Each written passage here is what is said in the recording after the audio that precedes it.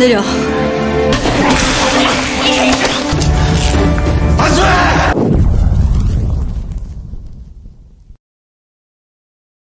Hai guys, sebelum dimulai subscribe, like, dan komen ya guys, agar channel ini bisa lebih berkembang. Drama ini diperankan oleh Lee Jae-hoon sebagai Hae-young, Kim Hae-soo sebagai Soo-hyun, dan Jo Jin-woong sebagai Jae-han. Drama ini mengisahkan tentang dua detektif yang bekerja sama untuk memecahkan kasus yang belum terpecahkan. Detektif Jae-han hidup pada tahun 89. Sementara itu, Hae-young hidup pada tahun 2015. Dia adalah seorang criminal profiler yang menemukan walkie-talkie kuno untuk berkomunikasi melintasi waktu. Bagaimana kelanjutan ceritanya? Langsung aja kita mulai. Drama ini diawali dengan memperlihatkan Hae-young yang berada di tahun 2000. Hujan turun, dia melihat seorang wanita menjemput Yoon-jong temannya. Pada malam harinya, Hae-young melihat berita di televisi penculikan Yoon-jong. Tersangkanya mahasiswa jurusan kedokteran Sangjin bernama Hyung-jun. Hae-young datang ke kantor polisi berusaha memberitahu bahwa pelakunya seorang wanita, namun mereka mengabaikannya. Yoon-jong ditemukan dalam keadaan tewas dan Hyung-jun mengambil uang tebusan sebesar $50.000, kemudian menghilang tanpa jejak dan menjadi buronan. Hae-young sering datang ke kantor polisi untuk mengetahui perkembangan kasus ini hingga dia dewasa. Dia melihat ibu Yoon-jong berdiri di depan kantor polisi agar polisi menangkap pelakunya. Pada Juli 2015, Hae-young berada di sebuah kafe bersama seorang reporter. Dia ditangkap oleh Soo-hyun, seorang detektif wanita dari divisi kejahatan dan kekerasan. Sekarang Hae-young adalah seorang polisi divisi patroli. Dia ditangkap karena seorang artis bernama Boyoung melaporkannya sebagai penguntit. Hae-young memberitahu dia hanya memeriksa sebentar tempat sampahnya. Gechol menuduh Hae-young menerima uang dari hasil menjual informasi Boyoung kepada reporter. Hae-young menegaskan dia tidak menerima uang sepeser pun. Dia melakukannya karena hobi mencari informasi dan menyebarkannya. Hae-young balik menuduh bahwa mereka menerima uang dari manajer Boyoung untuk menyelidikinya. Telepon berdering. Soo-hyun memberitahu laporannya ditarik, jadi Hae-young bisa pergi. Di lorong, Hae-young teringat ketika dia datang untuk melapor mengenai kasus Yoon-jong. Dia bertabrakan dengan detektif Jae-han, dan tanpa dia sadari catatannya jatuh kemudian diambil oleh Jae-han. Di tahun 2000, Jae-han membaca catatannya yang berisi penculiknya bukan seorang pria, dia seorang wanita. Di perjalanan, Jae-han berhenti, menandai petanya, kemudian melihat catatan 3 Agustus, Rumah Sakit Jiwa Sonil. Sementara itu, di tahun 2015, mobil Hae-young tidak bisa keluar karena ada sebuah truk yang menghalangi. Di Rumah Sakit Sunil, Jae-han memeriksa sekeliling. Ketika jam menunjukkan pukul 11.23, ada sinyal di walkie-talkie-nya. Jae-han memanggil detektif Hae-young. Hae-young mendengar suara yang memanggilnya dan melihat karung berisi barang bukti yang akan dihancurkan. Jae-han memberitahu bahwa dia berada di Rumah Sakit Jiwa Sunil dan menemukan mayat Hyung-jun tergantung di lubang selokan di belakang gedung. Jempolnya hilang, ada yang membunuhnya dan membuat seolah dia mengakhiri hidupnya. Hyung-jun bukan pelaku sesungguhnya yang menculik Yoon-jong. Hae-young membuka karungnya dan menemukan walkie-talkie tua, kemudian bertanya siapa dia dan apa maksudnya. Jae-han mengatakan bahwa dia yang memberitahunya, kemudian bertanya kenapa melarangnya datang ke tempat ini. Tiba-tiba seseorang memukulnya dari belakang dan sinyalnya mati. Di kantornya, Hae-young menduga dia berhalusinasi karena tidak mungkin walkie-talkie-nya hidup tanpa baterai di dalamnya. Tapi dia penasaran dan memutuskan datang ke Rumah Sakit Jiwa Sunil. Dia memeriksa lubang selokan di belakang gedung dan menemukan kerangka Hyung-jun.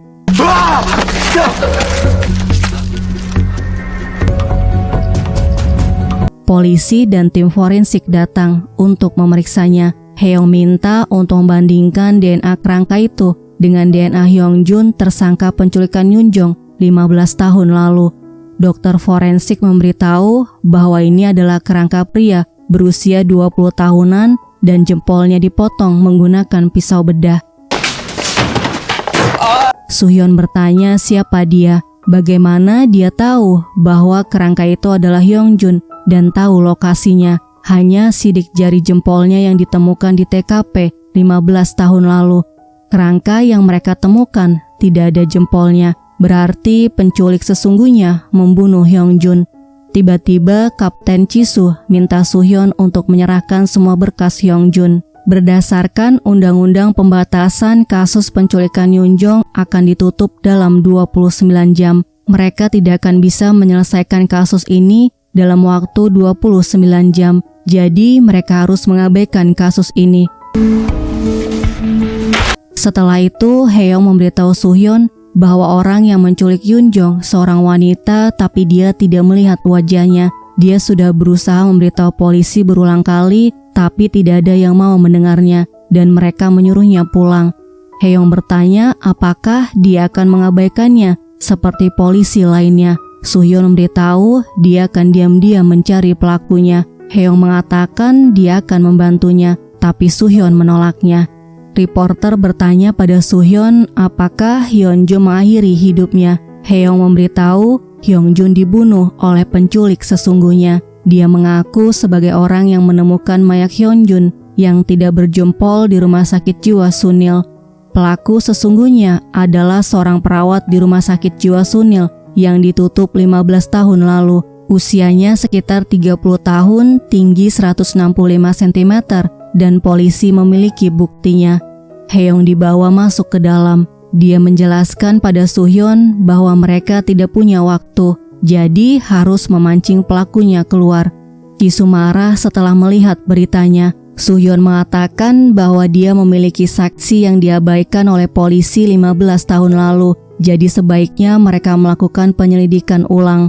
Haeyoung menyebutkan ciri-ciri pelakunya, kemungkinan Hyunjun memergoki pelakunya. Hyunjun menyuruh pelakunya untuk menyerahkan diri, jika tidak mau dia akan melaporkannya ke polisi. Oleh sebab itu Hyunjun dibunuh oleh pelakunya, dan pelakunya melemparkan semua kesalahannya kepada Hyunjun.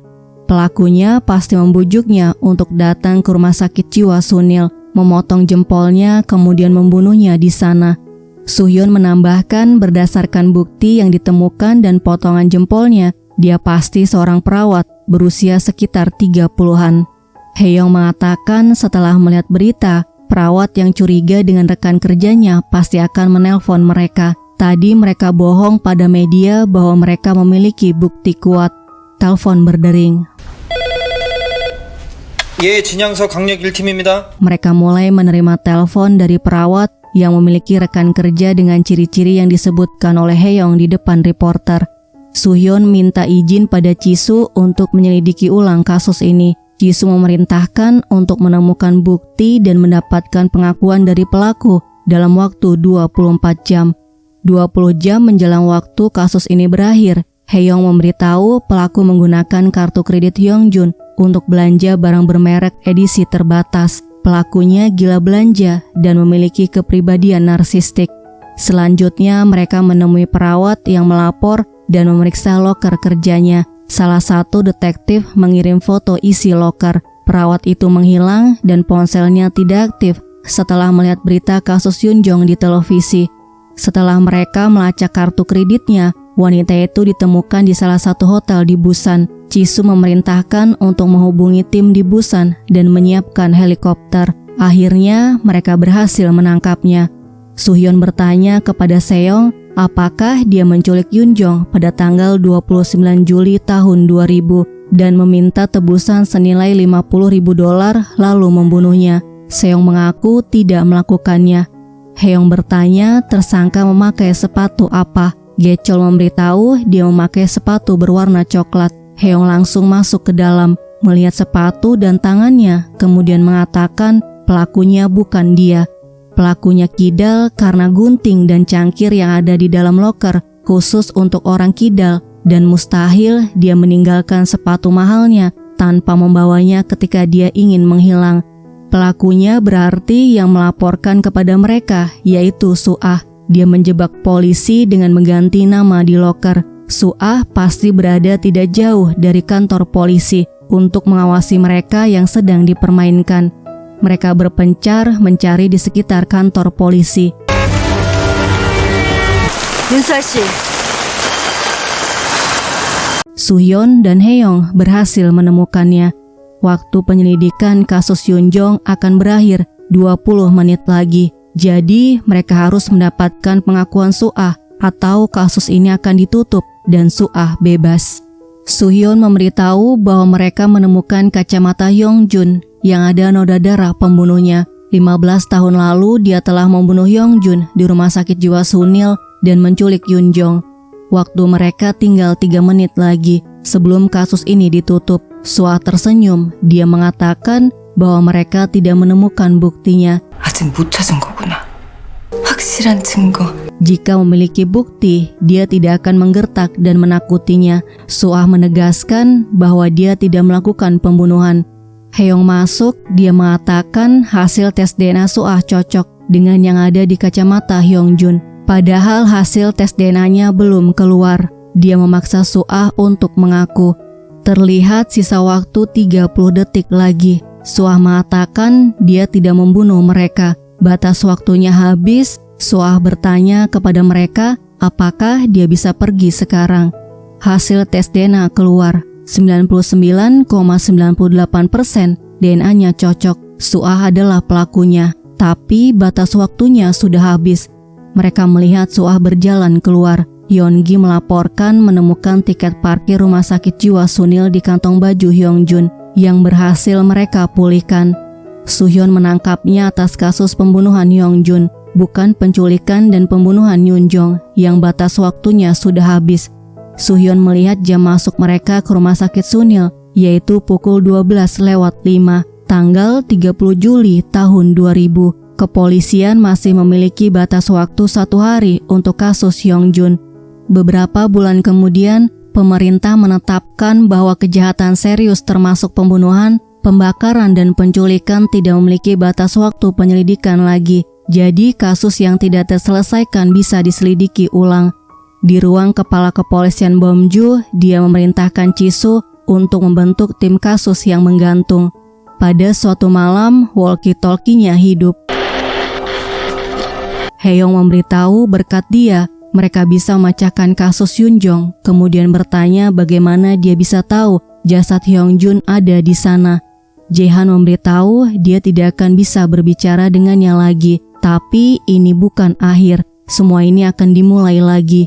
Ketika itu terjadi, dia harus membujuk Jaehan yang hidup di tahun 89. Dia bisa mengubah masa lalu dan jangan pernah menyerah. Tiba-tiba terdengar suara tembakan. Haeyong menanyakan keadaannya, kemudian sinyalnya mati. 괜찮으신 거죠? Keesokan harinya, Chisu mengumpulkan anggota tim yang menangani kasus menggantung, yaitu Suhyun sebagai kepala tim, Gechol, dan Hyungi. Chisu menyuruh mereka untuk menangani kasus pembunuhan berantai di Gyeonggi, salah satu kasus menggantung terbesar di Korea. Korban dibunuh setelah turun dari bis. Korban pertama ditemukan tanggal 3 Desember tahun 87 di parit dekat Gunung Osong. Mereka menemukan 10 korban lagi 3 tahun setelahnya. Kaki dan tangan korban diikat, kemudian leher mereka ditekan. Mereka gagal menemukan pelakunya walaupun 1000 petugas dikerahkan. Suhyun mengatakan mustahil memecahkan kasus yang selama 26 tahun tidak terpecahkan jika mereka hanya bertiga. Haeyong datang, Chisu memperkenalkannya sebagai criminal profiler yang akan membantu mereka menganalisis pelaku dan memberikan strategi untuk menangkap pelaku. Pada malam harinya, Haeyong memeriksa 3 berkas polisi yang bernama Jaehan. Tiba-tiba walkie-talkie-nya hidup. Haeyong memanggil Jaehan terlebih dahulu. 이재한 형사님? 순22 경기 영산서. Jaehan memberitahu bahwa dia adalah anggota tim baru di kepolisian cabang Yongsan. Mereka sedang mencari orang hilang bernama Gesuk di Gunung Osong. Haeyong bertanya apakah kasus pembunuhan berantai di Gyeonggi di mana korban ke-7 ditemukan di ladang ilalang sebelah pohon akasia. Kemudian korban ke-8 ditemukan di rel kereta dekat stasiun Hyunpong. Tiba-tiba sinyalnya mati. Sementara itu, Jae-han dan timnya menemukan Gesuk dalam keadaan tewas. Jae-han melihat sekitarnya, persis seperti apa yang diberitahu Hae-yong, yaitu korban berada di padang ilalang sebelah pohon akasia. Saat itu tanggal menunjukkan 4 November tahun 89. Keesokan harinya, Soo-hyun menyuruh Gechol menginterogasi semua detektif yang menangani kasus Gyeonggi untuk mendapatkan informasi, dan Hyun-gi mengurus barang bukti, sementara Soo-hyun akan menemui keluarga korban. Sebelum pergi, Soo-hyun memberikan foto-foto dari korban ke-7 dan ke-8 untuk Hae-yong analisis. Di tahun 89, Jae-han datang ke kantor polisi cabang lain untuk mencari Hae-yong, namun dia tidak menemukan polisi dengan nama Hae-yong. Di rel kereta, seorang wanita diikuti oleh seorang pria. Jae-han juga ada di rel kereta itu, sementara Hae-yong sedang melihat foto-foto korban ke-7 dan ke-8. Tiba-tiba fotonya terlihat berubah. Jae-han yang berada di rel kereta menemukan korban yang terikat yang ternyata masih hidup. Tulisan di papan tulis berubah. Hae-yong membaca kasus pembunuhan yang ke-8 dengan korban bernama Mison berubah menjadi kasus percobaan pembunuhan. Hae-yong memukul wajahnya untuk memastikan yang dia lihat nyata. Di tahun 89, saat Jae-han ingin melepaskan ikatannya, pelakunya memukulnya. Kemudian Jae-han mengejarnya dan berhasil menangkapnya. Jae-han membawa pelakunya yang bernama Yong-sin ke kantor polisi. Setelah itu dia menghubungi Hae-yong. Jae-han mengatakan dia berhasil menangkap pelakunya berkat Hae-yong. Dia baru saja menyerahkan Yong-sin. Hae-yong melihat catatan di papan yang dia buat, kemudian bertanya apakah di sana tahun 89. Jika di sana tahun 89, Yong-sin seharusnya sudah mati. Saat Yong-sin mati, korban ke-8 bernama Minju akan tewas di depan toko Osong. Jadi pelakunya bukan Yong-sin. Jika dia benar-benar polisi dari tahun 89, dia harus mencegah pembunuhan itu. Terlihat pelaku sedang mengikuti Minju, kemudian membunuhnya. Sinyal walkie-talkie-nya mati. Jae-han langsung masuk ke dalam. Chan-gu yang sedang berjalan di gang itu menemukan Minju yang tewas. Polisi memukuli Yong-sin agar mengaku hingga dia mengalami kejang kemudian mati. Seorang polisi memberitahu bahwa korban ke-8 ditemukan di depan toko Osong. Jae-han teringat ucapan Hae-yong sambil melihat walkie-talkie-nya. Sementara Hae-yong melihat tulisan di papan tulis tidak berubah. Selanjutnya dia memeriksa koran tahun 89 mengenai Yong-sin yang merupakan korban salah tuduh tewas dalam tahanan. Artikelnya telah berubah. Hae-yong juga menemukan artikel polisi bernama Jae-han yang menyelamatkan seorang wanita, kemudian mencocokkannya dengan berkas catatan kepegawaian yang dia miliki. Tertulis akhir masa kerja Jae-han, yaitu tahun 2001. Berarti sambungan walkie-talkie itu nyata. Di tahun 89, Jae-han datang ke kantor cabang polisi yang lain untuk mencari Hae-yong, tapi tetap tidak berhasil menemukannya. Setelah itu dia menemui Won-yong, seorang pegawai negeri, wanita yang Jae-han sukai. Won-yong memintanya untuk tetap semangat. Kemudian Jae-han memberikan pistol kejut karena situasi belakangan ini sangat berbahaya. 감사합니다. Jae-han akan menangkap pelakunya lalu naik pangkat. Setelah itu dia akan mengajaknya berkencan. Sementara itu Soo-hyun memberitahu temuannya setelah menemui keluarga korban. Korban memiliki satu kesamaan, yaitu mereka dibunuh setelah naik bis. 26 tahun yang lalu bis itu bernomor 95. Hae-yong mengatakan bis nomor 95 melewati stasiun Hyunpong dan Soo-hyun membenarkan. Di tahun 89, Jae-han datang lagi ke TKP Mison. Kemudian lari mengikuti rute saat dia mengejar pelakunya, berakhir di pinggir jalan saat dia menangkap Yong-sin. Kebetulan bis nomor 95 lewat. Dia ingat malam itu melihat bis nomor 95 berhenti. Hae-yong memberitahu setelah polisi memergoki pelaku di rel kereta, pelaku lari hingga ke halte stasiun Hyunpong, kemudian bergegas naik bis nomor 95. Pelaku tidak membunuh korban secara acak, dia membunuh mereka yang pernah melihatnya di dalam bis sebelum polisi menyelidikinya.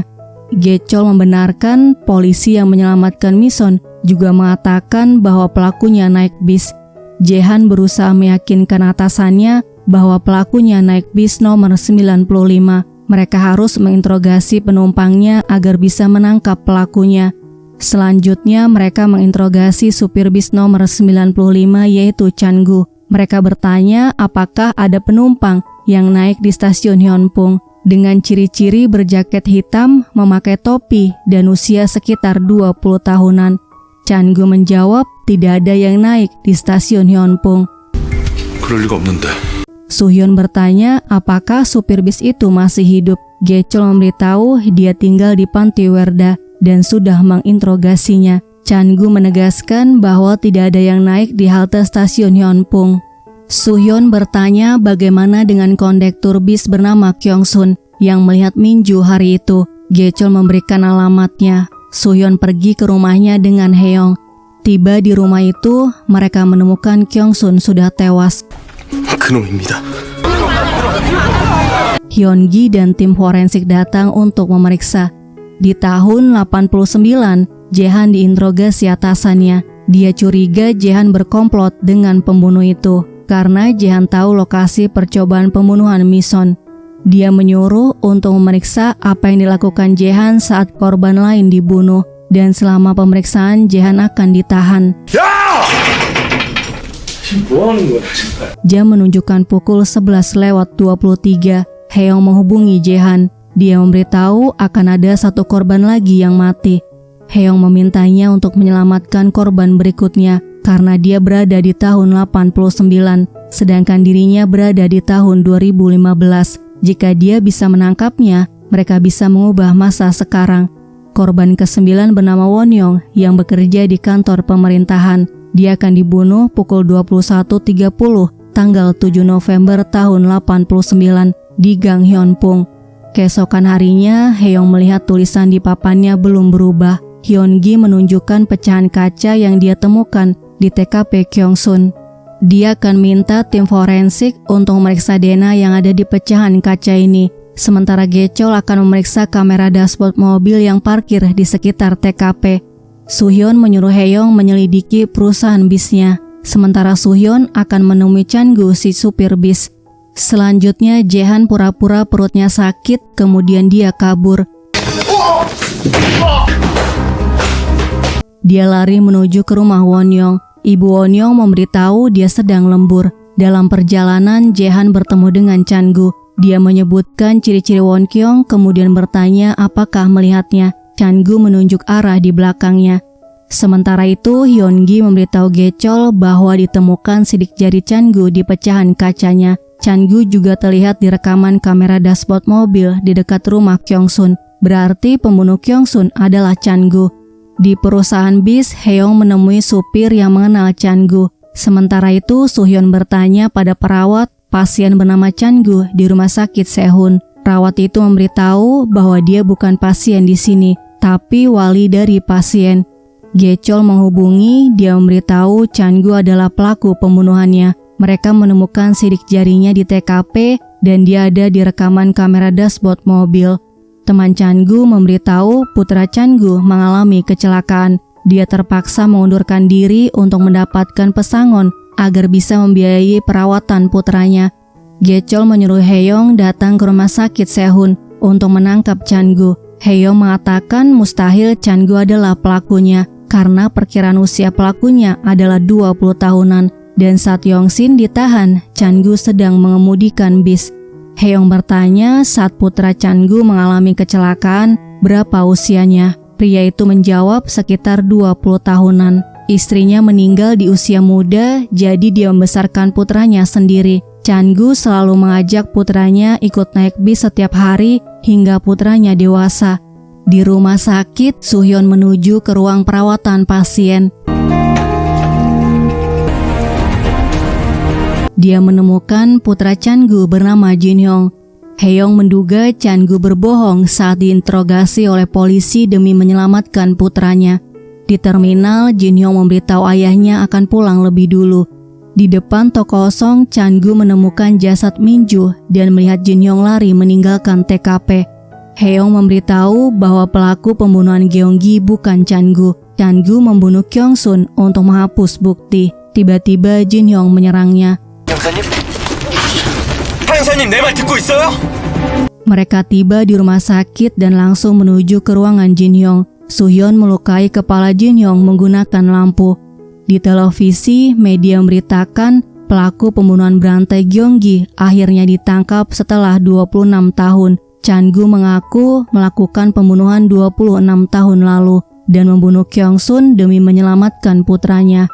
Selanjutnya, Hae-yong menghubungi Jae-han. Dia bertanya apa yang terjadi pada korban yang terakhir, yaitu Won-young. Apakah dia masih hidup?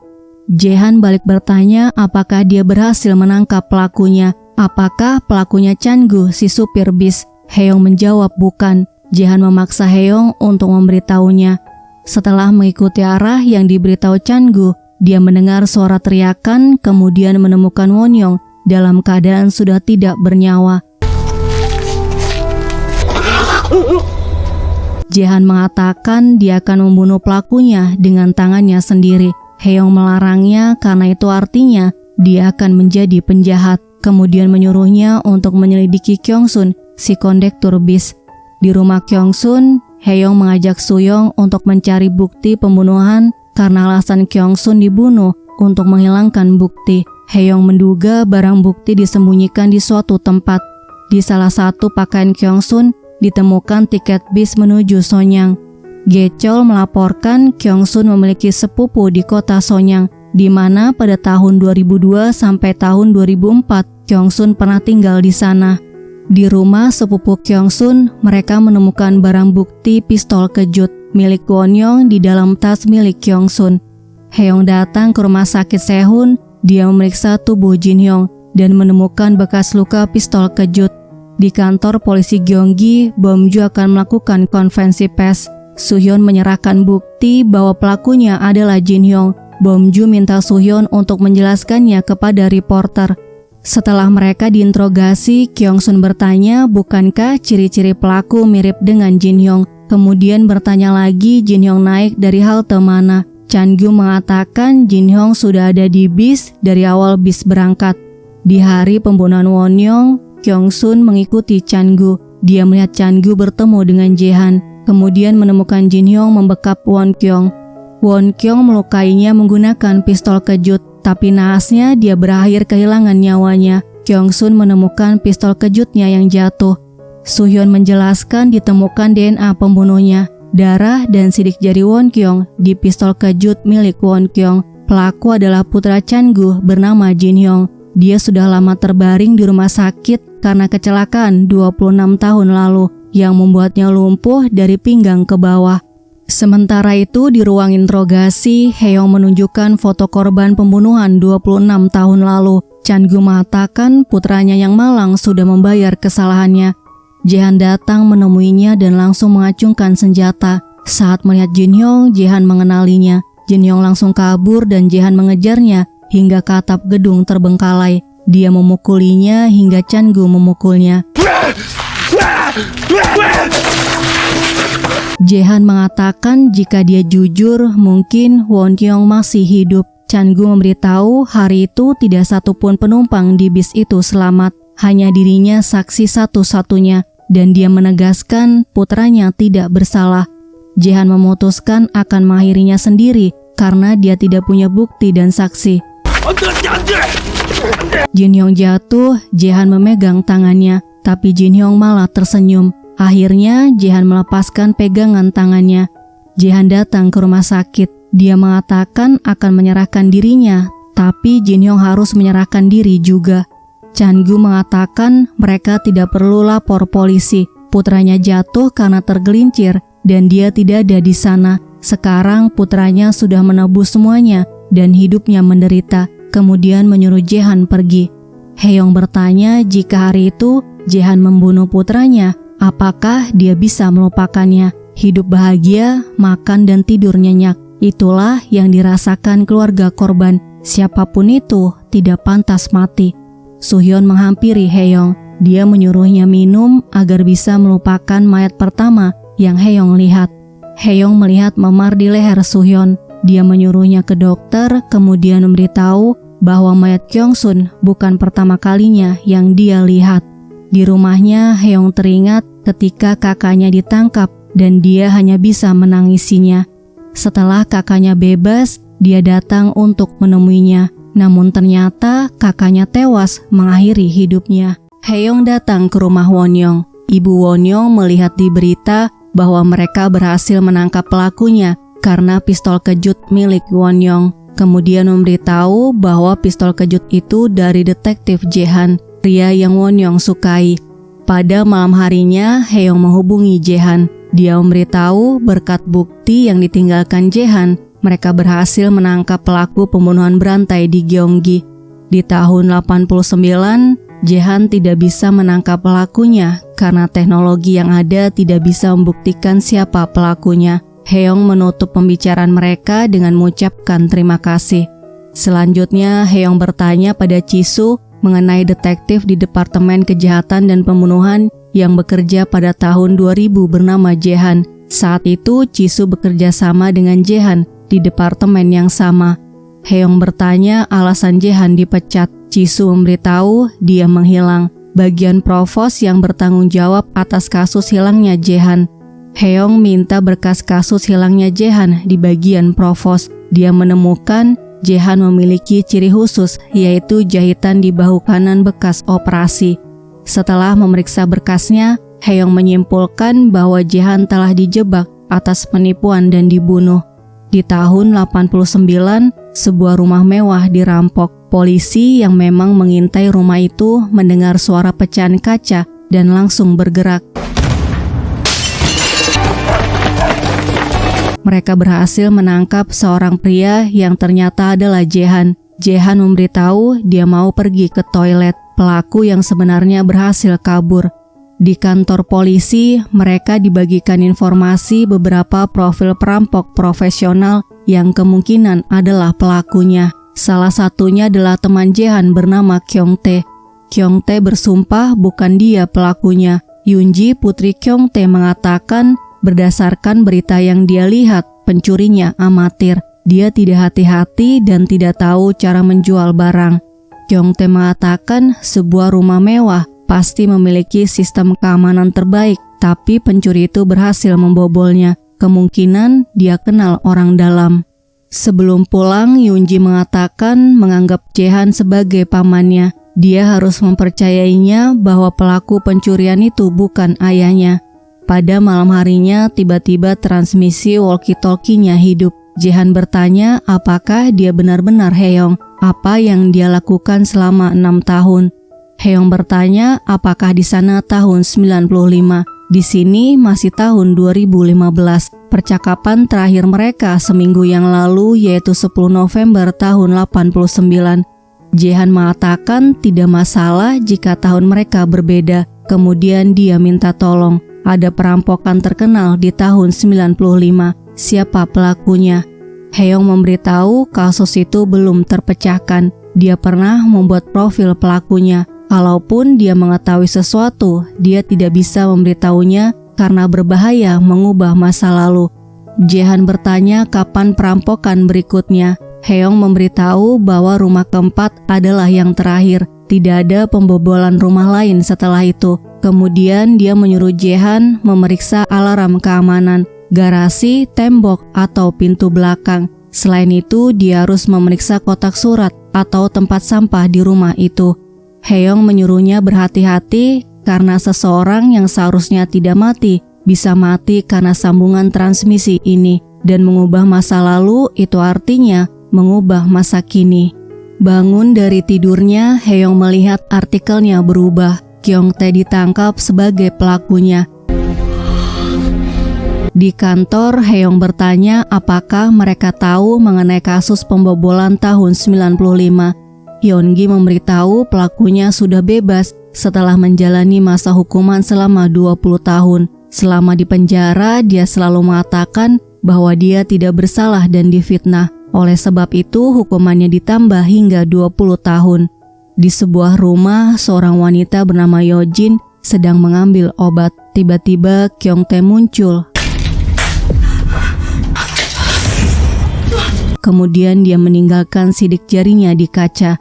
Di kantor polisi, mereka rapat membahas penculikan Yojin, putri dari CEO perusahaan konstruksi, calon anggota Kongres bernama Dong-hun. Kyung-tae adalah pelakunya berdasarkan sidik jari yang ditemukan di kaca korban dan rekaman kamera CCTV. Dia baru saja dibebaskan 3 hari yang lalu, jadi tidak punya alamat, ponsel, dan kartu kredit. Bom Ju memerintahkan untuk memeriksa teman Kyung-tae di penjara dan kerabatnya. Jisoo memerintahkan untuk memeriksa kamera CCTV di sekitar rumah korban.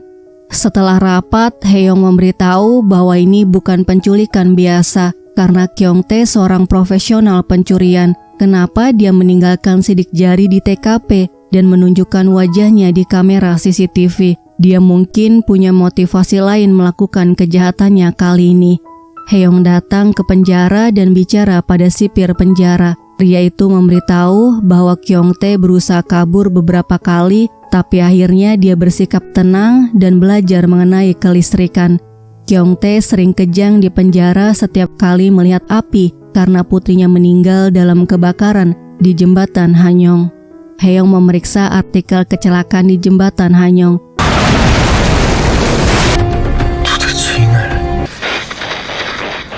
Hae-young bertanya apa yang terjadi. Masa lalu telah berubah. Apakah Kyung-tae benar-benar pelakunya? Di masa ini, Kyung-tae menculik seseorang dan dia akan membunuhnya. Jae-han mengatakan bahwa dirinya salah dan mengacaukan semuanya. Percakapan mereka menggunakan walkie-talkie ini seharusnya tidak pernah terjadi. Sebelum Kyung-tae ditangkap, polisi menunjukkan beberapa pencuri profesional yang pernah dipenjara. Awalnya Se-gyu menunjuk foto pelaku yang lain, namun berubah menunjuk foto Kyung-tae. Di kantor polisi, rekannya memberitahu Kyung-tae adalah pelakunya berdasarkan keterangan Se-gyu. Detektif yang lainnya memberikan laporan bahwa ditemukan sidik jari Kyung-tae di kotak surat rumah Se-gyu. Selanjutnya, Jae-han bertanya kenapa dia bohong. Kyung-tae menegaskan bukan dia pelakunya. Jae-han memberitahu ada saksi yang melihatnya dan ditemukan sidik jarinya. Yoon-ji baru saja datang. Dia menghalangi Jae-han untuk menangkapnya. Kyung-tae memutuskan untuk ikut ke kantor polisi dan menyuruh Yoon-ji pulang. 먼저 가. Jae-han memborgol tangan Kyung-tae di dalam mobil. Yoon-ji pulang menggunakan bis. Yojin bersama ayahnya juga berada di dalam bis itu. Kyung-tae melihat Yoon-ji menangis. Tiba-tiba jalannya runtuh dan bisnya jatuh.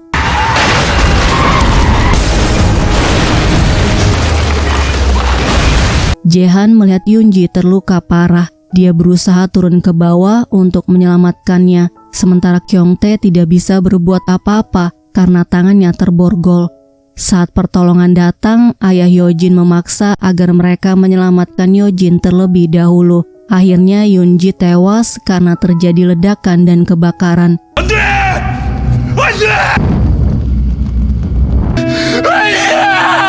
Jae-han menemui rekan kerjanya. Dia bertanya apakah benar saksi melihat Kyung-tae adalah pelakunya. Padahal saat kejadian keadaannya gelap.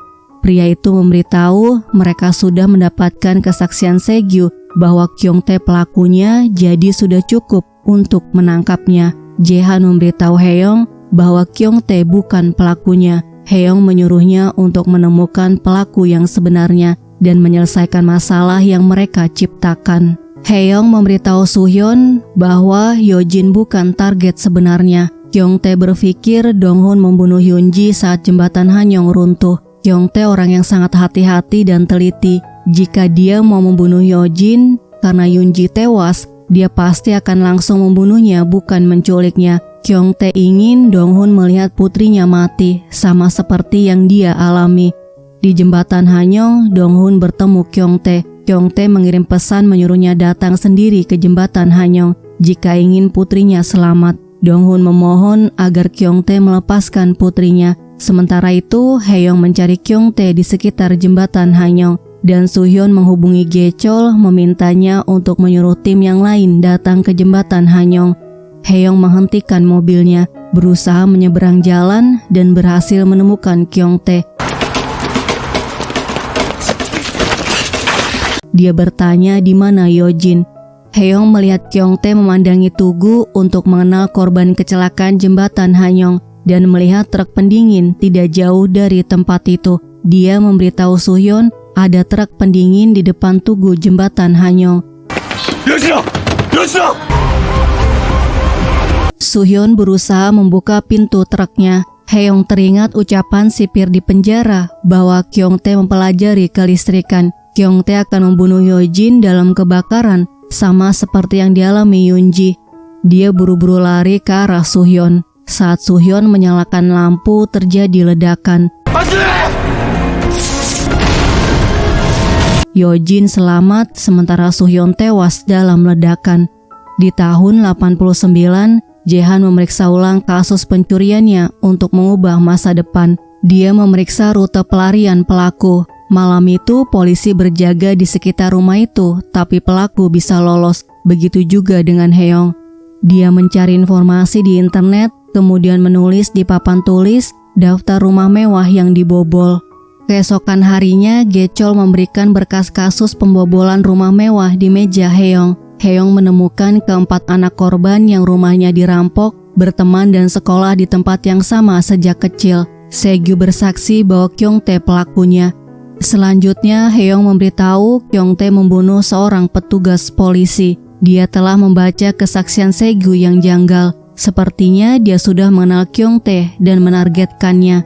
Biasanya sulit untuk mengenali wajah pelaku saat gelap. Selain itu, barang-barang curian belum ditemukan. Itu berarti pelakunya tidak memerlukan uang. Jae-han akan mencari petunjuk untuk memecahkan kasus ini.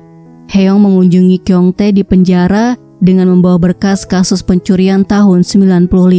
Dia bertanya apa yang Kyung-tae lakukan di hari Chuseok pada hari Minggu tahun 95. Kyung-tae memberitahu dia bekerja sebagai kurir dan hari itu dia mengantar ikan ke sebuah rumah mewah di daerah Gesudong. Gesudong adalah rumah Segyu. Kebetulan saat itu Segyu baru saja tiba. Tidak sengaja ikannya jatuh di hadapan Segyu. Segyu menyuruh Kyung-tae pergi, kemudian menyuruh pegawainya membuka pintu. Hae-young memberitahu hal ini pada Jae-han. Dia sangat terkejut Segyu menunjuk Kyung-tae sebagai pelakunya hanya karena hal itu. Hae-young yakin Segyu memiliki sesuatu. Jae-han harus menyelidiki dan menangkapnya agar masa depan berubah. Jae-han bertanya apa warna mobil Segyu saat bertemu dengan Kyung-tae. Hae-young memberitahu mobilnya berwarna merah. Pada suatu hari, Jae-han mengajak supir Segyu bicara. Dia bertanya di mana mobil merah milik Segyu. Pria itu mengatakan Segyu tidak punya mobil berwarna merah. Malam harinya, Jae-han mengikuti supir Segyu. Dia pergi ke sebuah villa, kemudian keluar menggunakan mobil berwarna merah. Saat mobilnya akan ditenggelamkan ke danau, Jae-han datang dan langsung memborgolnya. Ditemukan tas di bagasi mobilnya. Jae-han membawa mobilnya ke kantor polisi, kemudian memperlihatkan isi tasnya kepada atasannya. Mereka sekarang punya saksi dan bukti, jadi cukup untuk mengeluarkan surat perintah penangkapan Segyu yang merupakan putra dari seorang kepala jaksa. Segyu ditahan atas pembobolan rumah di Gesudong. Setelah Segyu ditahan, Kyung-tae dibebaskan. Keesokan harinya, Hae-young bertanya di mana Soo-hyun. Hyun-gi memberitahu Soo-hyun izin tidak masuk karena sakit. Hae-young datang ke rumah Soo-hyun. Dia merasa lega melihat Soo-hyun hidup. Setelah mengganti pakaiannya, Soo-hyun mengajak Hae-young pergi. Di kantor, Hae-young menemukan artikel Segyu dijatuhi hukuman penjara 6 bulan dengan 2 tahun masa percobaan. Dia juga menemukan artikel pembunuhan yang dilakukan oleh Kyung-tae setelah bebas. Kyung-tae menikam Dong-hun begitu keluar dari penjara untuk balas dendam atas insiden runtuhnya jembatan Hanyong dan dipenjara lagi karena kasus ini Kemudian dia tewas di dalam penjara saat menjalani hukumannya. Di kantor, Jehan bertanya kenapa atasannya dipindah tugaskan. Apakah karena kasus Segyu? Atasannya memberitahu rumah yang dibobol ada kaitannya dengan kasus korupsi miliaran dolar pembangunan kota baru Jinyang yang melibatkan anggota kongres dan korporasi. Di salah satu barang curian berisi bukti kuat kasus korupsi itu. Dia minta Jehan untuk diam dan pura-pura tidak tahu apapun. Tiba-tiba Bom Ju menyapa mereka. Dia akan menjadi atasan Jehan yang baru. Pada malam harinya, Jehan memeriksa berkas barang curian Segyu. Sebuah kalung berlian biru yang dicuri hilang. Kemudian Jehan menghubungi Heong. Dia memberitahu telah menangkap Segyu dan kalung berlian biru yang dicuri hilang. Kalung itu adalah bagian dari masalah yang lebih besar. Heong mengatakan mereka harus berhenti. Mereka hanya akan perburuk keadaan dan seorang petugas polisi hampir mati karena mereka. Dia mengakhiri pembicaraannya dengan meminta pada Jehan untuk menjaga keselamatannya. Setelah itu, Heong menghancurkan data kepegawaian dan penyelidikan Jehan, kemudian membuang walkie-talkie-nya. Jisoo melihatnya, dia mengambil walkie-talkie-nya. Keesokan harinya, Jisoo mengatakan Heong mencari Jehan. Bukan hanya dia, tidak ada satupun kerabat Heong yang mengenal Jehan. Dan Heong masih remaja saat Jehan menghilang. Heong juga minta data pribadi Jehan pada HRD. Jika dia mengenal Jehan, tidak mungkin melakukan itu. Sangat aneh, dia tidak mengenal Jehan, tapi mencari tahu masa lalunya. Di kantor, seorang pria bernama Min Song menemui Soo-hyun. Dulu, Soo-hyun pernah datang menemuinya bersama Jehan. Min Song minta bantuan Soo-hyun untuk menemukan tunangannya bernama Dahi. 20 tahun yang lalu, Dahi mengakhiri hidupnya. Dia ditemukan di sebuah danau dengan sebuah pesan. Min Song menunjukkan foto Dahi 20 tahun yang lalu yang dia ambil di sebuah kafe. Beberapa hari yang lalu, dia datang ke kafe itu dan melihat wanita yang sangat mirip dengan Dahi. Namun wanita itu menghilang saat dia masuk. Min Song pikir Dahi masih hidup. Dia memohon agar Soo-hyun menemukan wanita itu. Sementara itu, Jehan datang ke sebuah toko perhiasan di mana penjualnya memberitahu ada wanita yang menjual kalung berlian biru. Mereka melihat rekaman kamera CCTV-nya. Wanita itu adalah Dahi. Dahi mengaku kalungnya adalah hadiah dari pacarnya. Jehan bertanya barang apa yang ada di sebelah kotak. Pria itu memberitahu barang itu adalah disket dari dalam kotak perhiasan. Dahi menyimpan disketnya di dalam tas. Jehan minta nomor kontak Dahi dan meminta untuk menghapus rekaman kamera CCTV-nya. Mereka menemukan rumah Dahi dan bertemu dengan Min Song. Mereka sedang berduka karena kematian Dahi. Kembali ke tahun 2015, Soo-hyun mengatakan jika yang dikatakan Min Song benar, jasad yang ditemukan di danau itu adalah jasad tidak dikenal. Jadi itu adalah kasus menggantung. Heong bertanya dari mana dia kenal detektif Jehan. Soo-hyun memberitahu dulu Jehan adalah atasannya. Heong bertanya lagi kenapa mereka pergi ke pemakaman Dahi. Soo-hyun memberitahu Jehan mencari barang curian, yaitu kalung berlian biru. Selanjutnya Soo-hyun menemui kakak Dahi bernama Yu. Soo-hyun bertanya bagaimana dia bisa yakin jasad yang ditemukan adalah Dahi. Yu memberitahu tinggi badan dan panjang rambutnya sama dengan Dahi. Pakaian yang dikenakan juga pakaian Dahi. Pada malam harinya, Heong memberitahu bahwa Dahi tidak mengakhiri hidupnya. Berdasarkan berkas kasus penyelidikannya, dia memakai pakaian tidur ketika mengakhiri hidupnya dan tempatnya jauh dari rumahnya. Jika ingin mengakhiri hidupnya, biasanya orang akan memilih tempat yang bermakna dan berada tidak jauh. Kemungkinan ada yang membunuh Dahi dan membuatnya seolah-olah dia mengakhiri hidupnya. Detektif minta dilakukan otopsi, tapi pihak keluarga menolaknya. Pasti ada yang mereka sembunyikan. Di kafe, Soo-hyun menemukan buku yang dibaca oleh Dahi. Hyun-gi memeriksa sidik jarinya.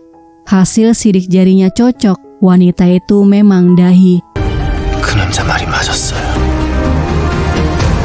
Gecol mengawasi Yu, kakak Dahi. Dia melaporkan ibu Yu mengidap kanker hati. Sekarang sedang menjalani transplantasi hati dan dirawat di ICU.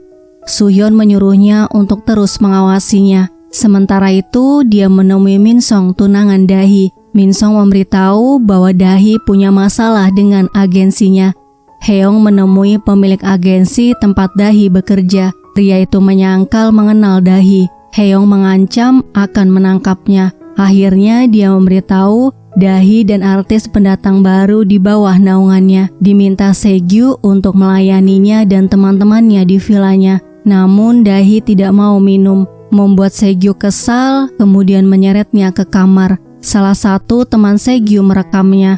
Pria itu menceritakan pernah mendengar pembicaraan mereka. Salah satu temannya mengancam akan menyerahkan video Segyu memakai narkoboy lagi berhubungan seks kepada polisi jika Segyu tidak mau membujuk ayahnya agar menghentikan investigasi kasus suap pembangunan kota baru Jinyang yang menjerat orang tua mereka.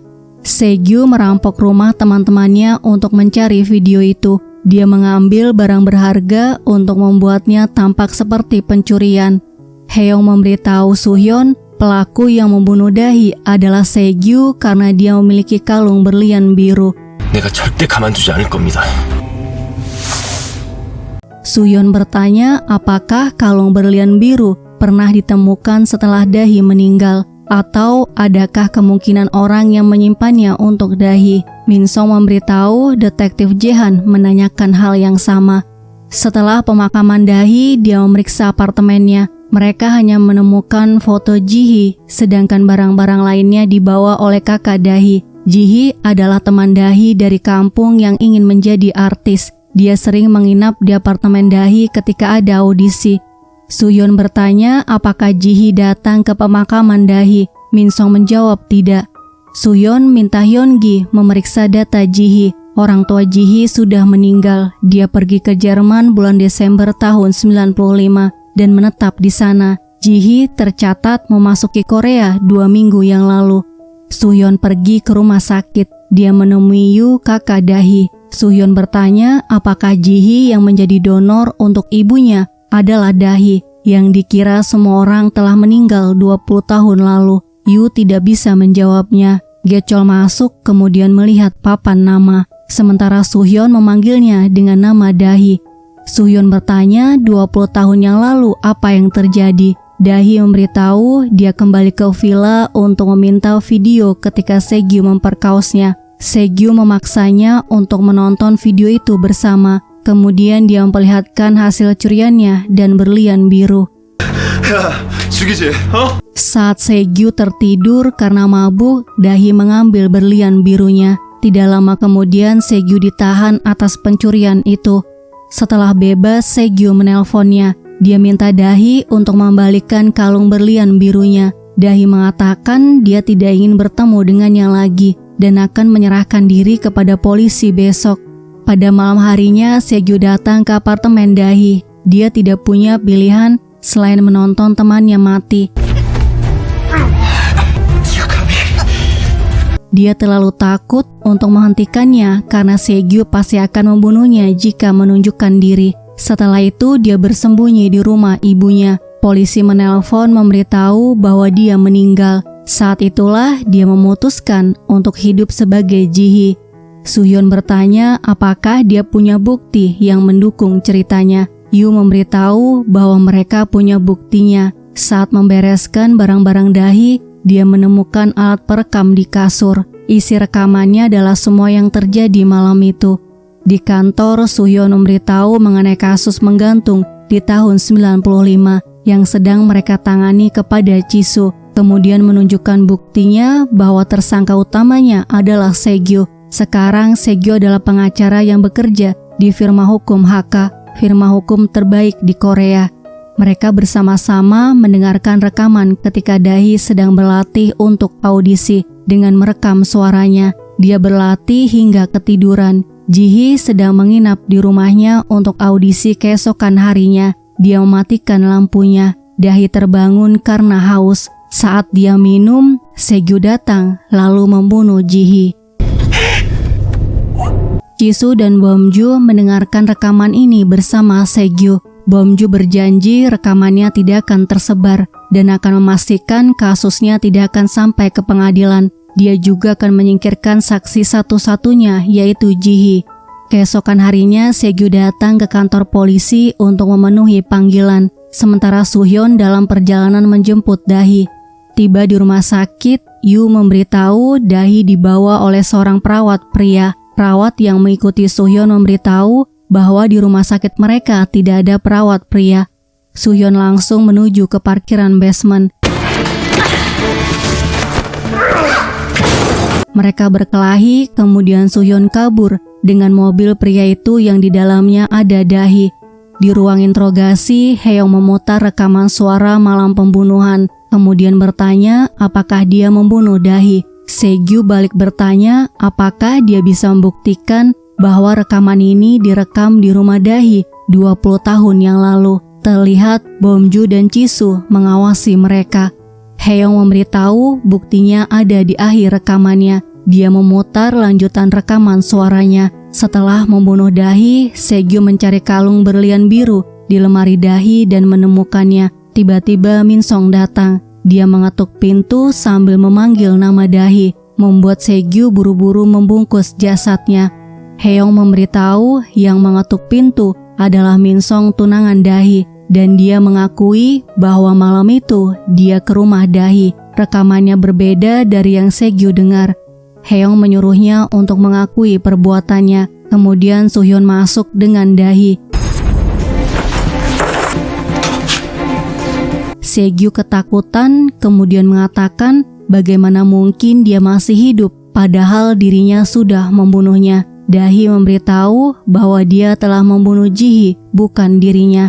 Hae-young mengucapkan terima kasih karena Segyu sudah mengakui sendiri bahwa dia membunuhnya. Segyu mengamuk, Hyun-gi dan Soo-hyun menghentikannya dan memborgolnya. Setelah itu mereka mempertemukan Dahi dengan Min Song. Di rumah sakit, Hae-young bertanya kenapa Segyu bersusah payah untuk mendapatkan kalung berlian biru itu. Dahi memberitahu di dalam kotaknya ada sebuah disket dan dia sudah memberikannya kepada seorang detektif yang mencarinya. Detektif itu menelpon menanyakan disketnya. Jadi dia mengirimkan disketnya lewat pos ke kantor polisi. Di kantor polisi, Jae-han melihat amplop yang ditujukan untuknya dan disket di tangan Bomju. Bomju telah menghapus sebagian besar isi disketnya, kemudian menyerahkannya kepada jaksa, jadi anggota kongres dan orang penting lainnya bebas dari tuntutan kasus korupsi Kota Baru Jinyang. Di tahun 2015, Bomju sangat marah karena Jisoo tidak bisa mengawasi orang-orang di bawahnya. Dia menyuruh Jisoo untuk menyingkirkan Hae-young jika Hae-young ingin menyelidiki mengenai hilangnya Jae-han. Di ruangannya, Hae-young mendengar transmisi walkie-talkie-nya, padahal dia sudah membuangnya. Sementara itu, Jisoo teringat ketika dia membunuh Jae-han. Hae-young menemukan walkie-talkie-nya ada di laci meja Jisoo. Jisoo memanggilnya. Hae-young bertanya kenapa dia memiliki ini. Jisoo mengatakan walkie-talkie itu adalah milik Jae-han dengan tanda stiker di bagian bawahnya. Kemudian bertanya bagaimana dia bisa mengenal Jae-han. Hae-young balik bertanya apakah ada sesuatu yang dia sembunyikan mengenai hilangnya Jae-han. Jisoo menegaskan tidak ada rahasia seputar hilangnya Jae-han. Dia melarang Hae-young menyentuh mejanya lagi. Hae-young memberitahu bahwa walkie-talkie-nya adalah miliknya, kemudian pergi. Keesokan harinya, Hae-young mendapat telepon dari ibunya Soo-hyun. Dia mencari Soo-hyun untuk memberitahu bahwa seseorang membobol rumah mereka.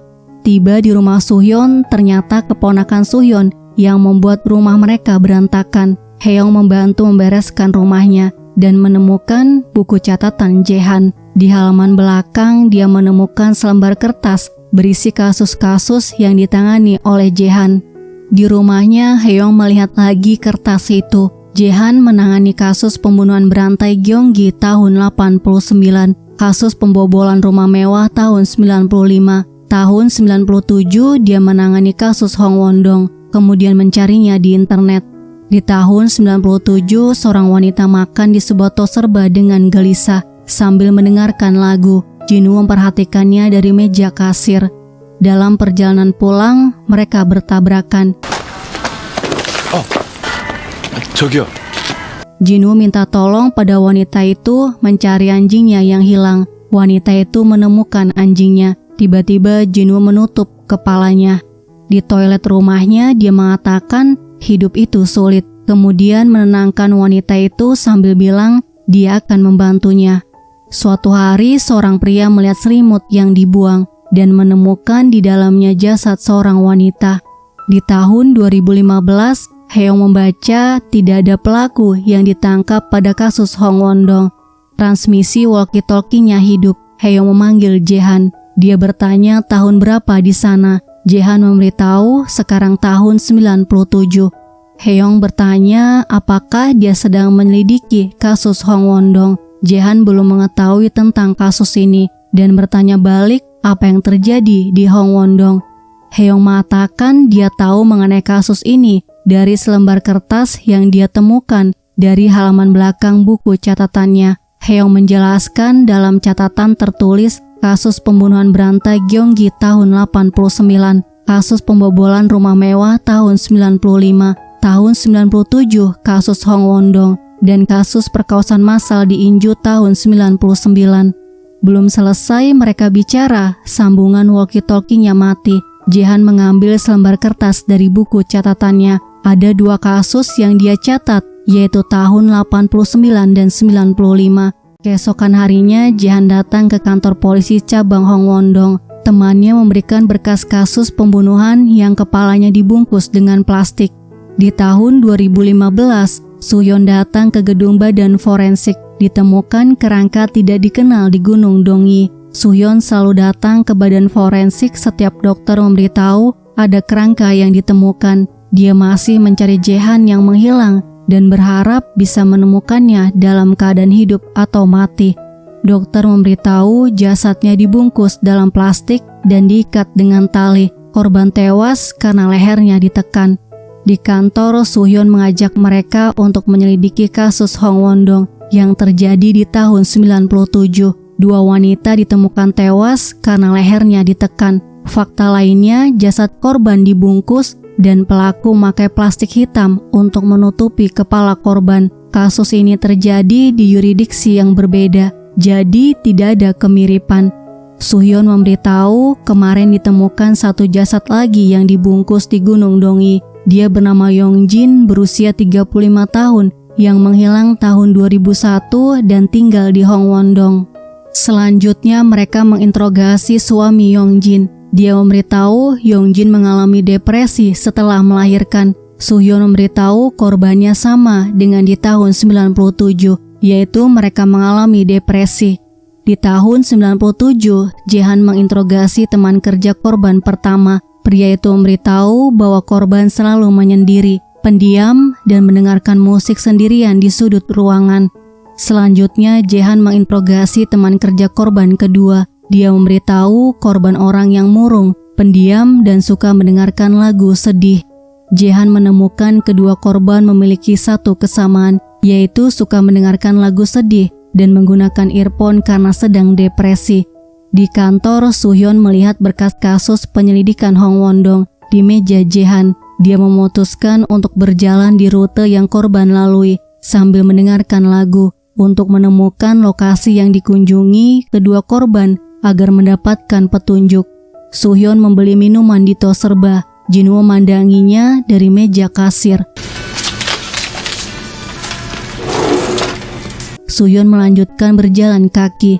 Jae-han mengagetkannya. Dia menyuruh Soo-yeon pulang dan fokus pada pekerjaannya, bukan pada kasus yang sedang dia kerjakan. Di tahun 2015, Haeyoung melaporkan mengenai daftar orang hilang dan pembunuhan di Hong Won-dong. Dia minta Jisoo untuk mengarahkan polisi mencari korban lainnya di Gunung Dongyi. Jisoo menyetujuinya. Tim bergerak mencari kerangka korban. Soo-yeon memberitahu di tahun 97 ada korban yang selamat, yaitu dirinya. Kembali ke tahun 97, Jae-han melihat Soo-yeon tidak ada di mejanya, kemudian menelpon ke rumahnya. Setelah mengetahui dia belum pulang, Jae-han langsung mencarinya. Soo-yeon menemukan anjing yang terikat dalam perjalanan pulang. Tiba-tiba Jinwoo menutup kepalanya. Ketika sadar, Jinwoo menyentuhnya sambil bilang hidup itu sulit. Dia akan membantunya, kemudian menyuruhnya menunggu beberapa menit. Setelah Jinwoo pergi, Soo-hyun berusaha keluar. Dia mendorong pintunya, kemudian berjalan lurus. Dia menabrak tiang, kemudian tanpa dia sadar, berjalan ke arah rumah Jinwoo lagi dan bertabrakan dengan Jinwoo. Dia menekan lehernya dan berhenti ketika mendengar suara Jaehan memanggil Soo-hyun. Jaehan menemukan Soo-hyun dalam keadaan tidak sadarkan diri. Setelah Soo-hyun sadar, dia berontak karena ketakutan. Jaehan memeluknya untuk menenangkannya. Jinwoo mengawasi mereka tidak jauh dari tempat itu.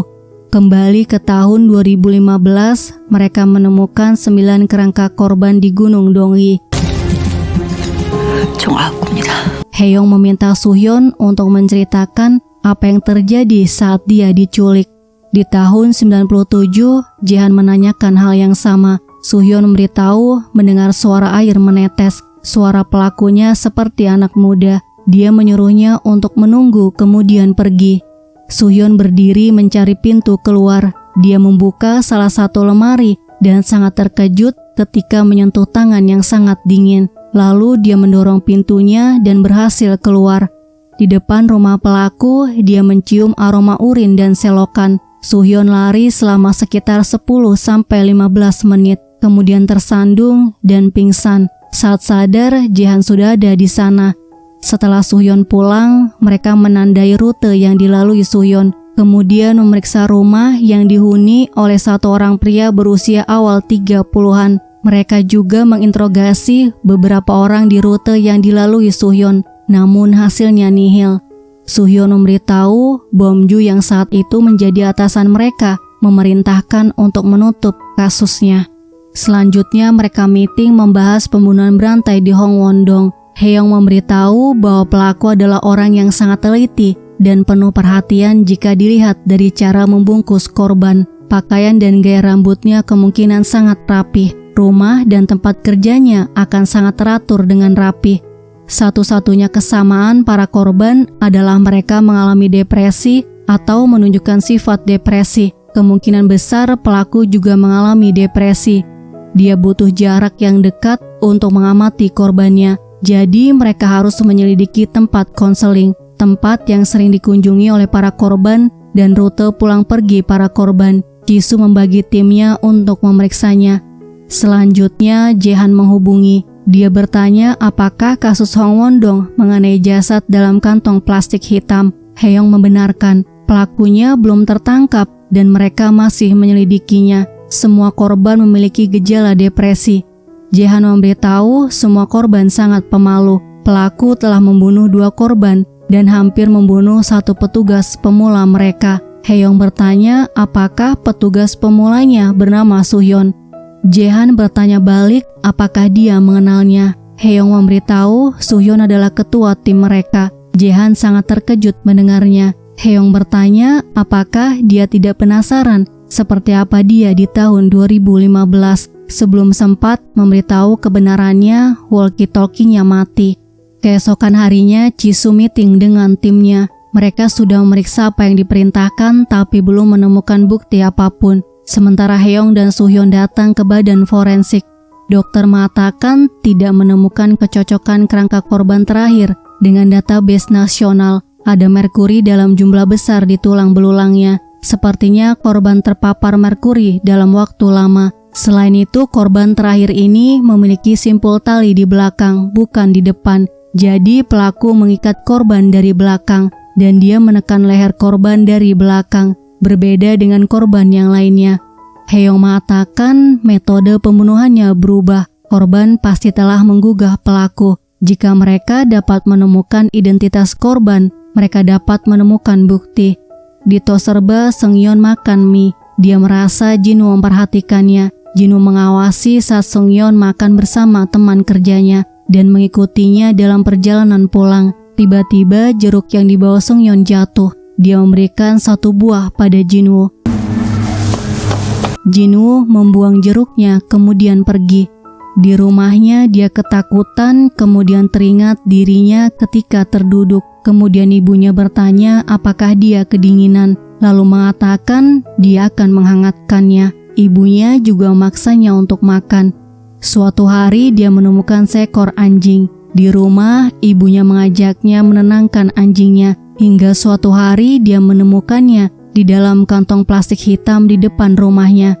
Keesokan harinya, Seungyeon menyapanya, namun Jinwoo malah mengabaikannya. Di dalam tos serba, Seungyeon beberapa kali melihat ke meja kasir yang kosong. Jinwoo sedang bersembunyi di dalam. Hari berikutnya, Seungyeon terpleset di depan tos serba. Jinwoo membantunya mengambil buku catatannya. Pada malam harinya hujan turun. Seungyeon memayungi Jinwoo hingga di depan rumahnya. Saat Seungyeon mau pergi, Jinwoo memanggil namanya. Dia terkejut, Jinwoo mengetahui namanya. Di tahun 2015, Suhyun berusaha untuk mengingat jalan yang dia lewati saat diculik, kemudian menyusuri jalan itu. Sementara Haeyoung datang ke sebuah pabrik yang terkait masalah dengan merkuri di daerah Hongwon-dong. Salah satu pegawainya memberitahu pegawai mereka bernama Seungyeon tinggal di asrama pegawai dan menghilang musim dingin lalu. Seungyeon wanita pendiam dan tidak akrab dengan staf lain. Kemudian dia memperlihatkan barang-barang Seungyeon pada Haeyoung. Hyun-gi melaporkan orang tua Seungyeon sudah meninggal. Dia tidak memiliki saudara kandung dan nenek dari pihak ibunya masih hidup. Hasil tes DNA cocok, kerangka itu milik Seungyeon.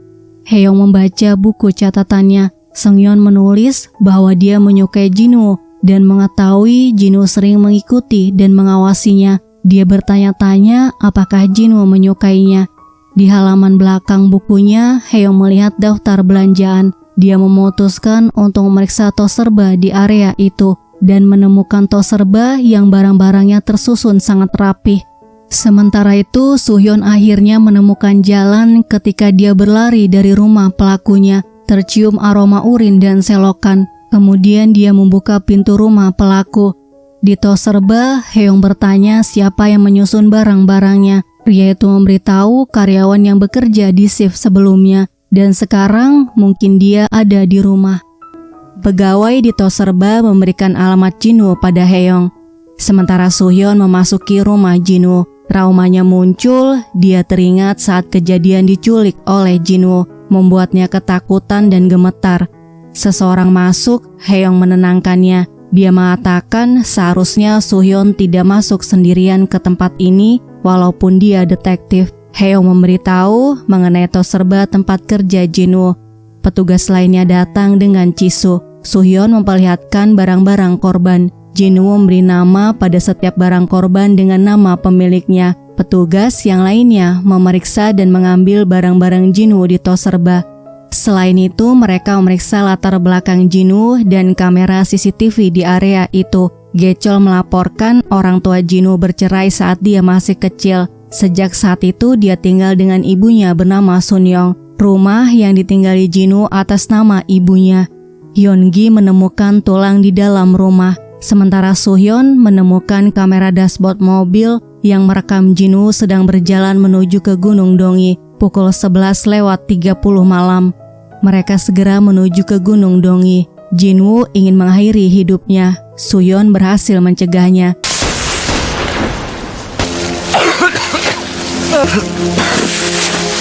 Dia mengatakan tidak akan biarkan Jinwoo mati semudah itu.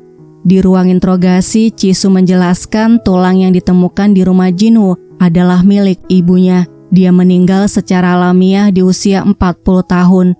Bomju bertanya motif Jinwoo membunuh orang. Suhyun memberitahu orang tuanya bercerai saat dia masih kecil, dan sejak saat itu dia tinggal dengan ibunya yang depresi kronis. Ibunya melakukan kekerasan dan menelantarkan Jinwoo. Hal itu yang menjadi motif pembunuhannya. Haeyoung menghidupkan lagu kesukaan Seungyeon sebelum bicara dengan Jinwoo. Jinwoo mendengar lagu ini sepanjang tahun ini. Malam itu mereka mendengar lagu ini. Ada rasa iba yang muncul ketika dia ingin membunuhnya. Jinwoo mengatakan dia akan membantunya, kemudian membunuhnya dari belakang sambil menangis.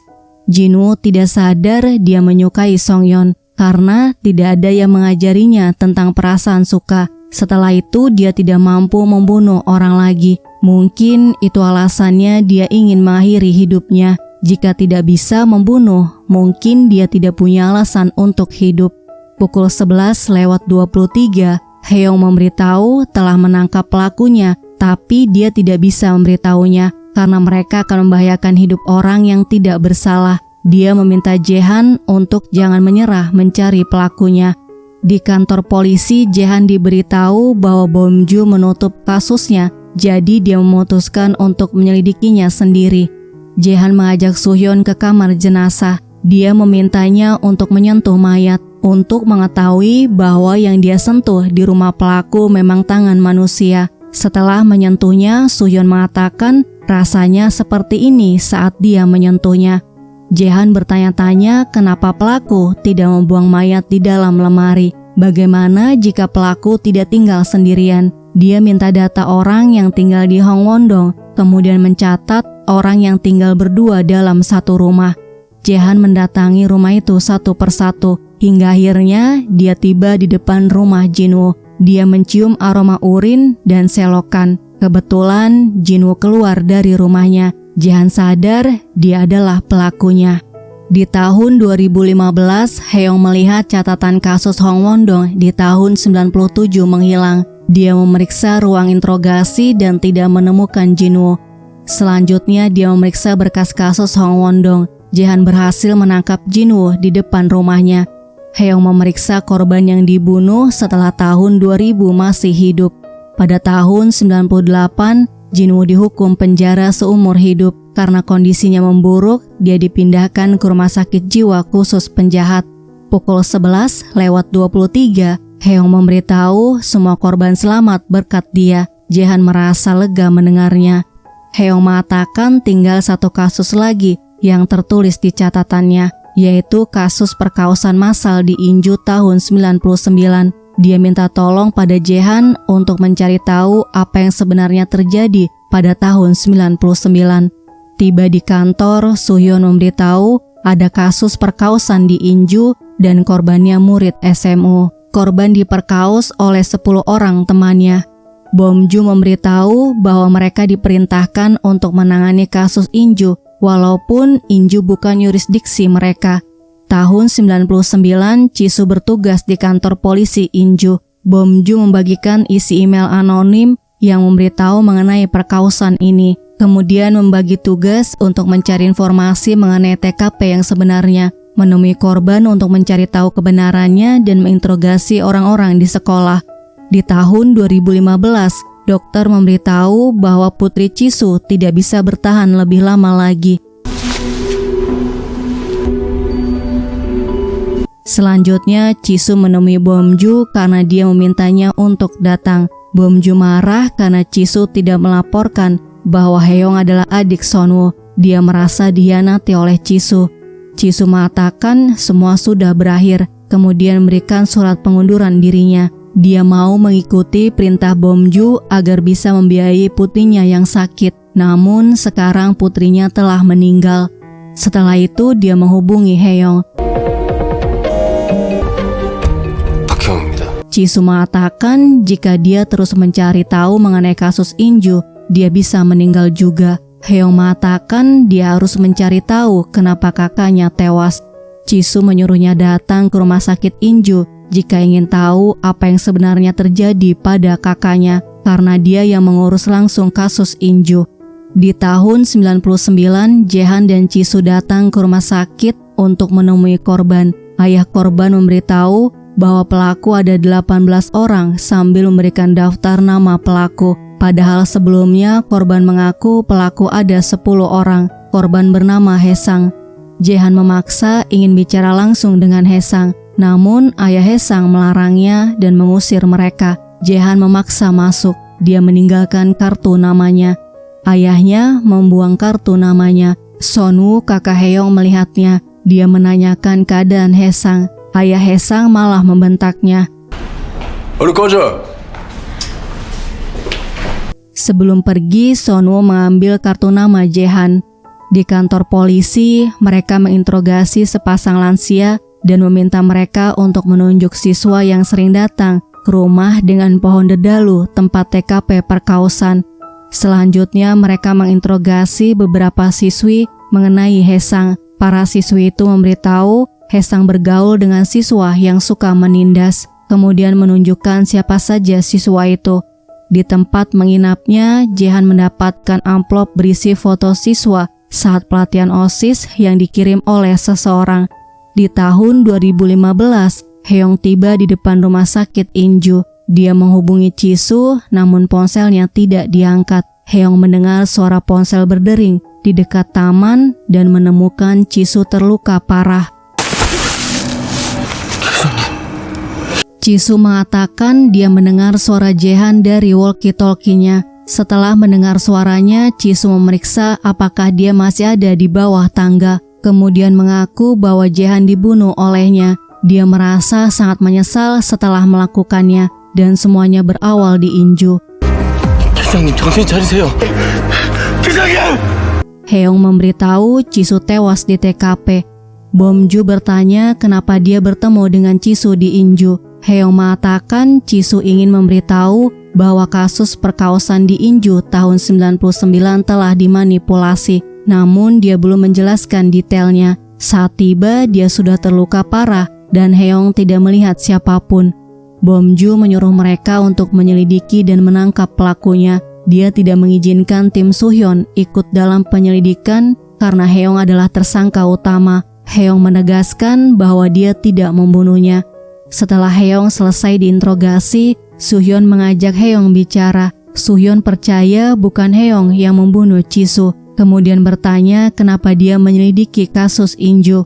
Haeyoung mengatakan dakwaan kasus korupsi terhadap Jaehan adalah manipulasi. Jisoo, kapten mereka, dan Songbom, seorang mantan narapidana, bersekongkol menjebak Jaehan. Jisoo juga terlibat dalam hilangnya Jaehan dan dia dilindungi oleh orang yang berkuasa, yaitu Bomju.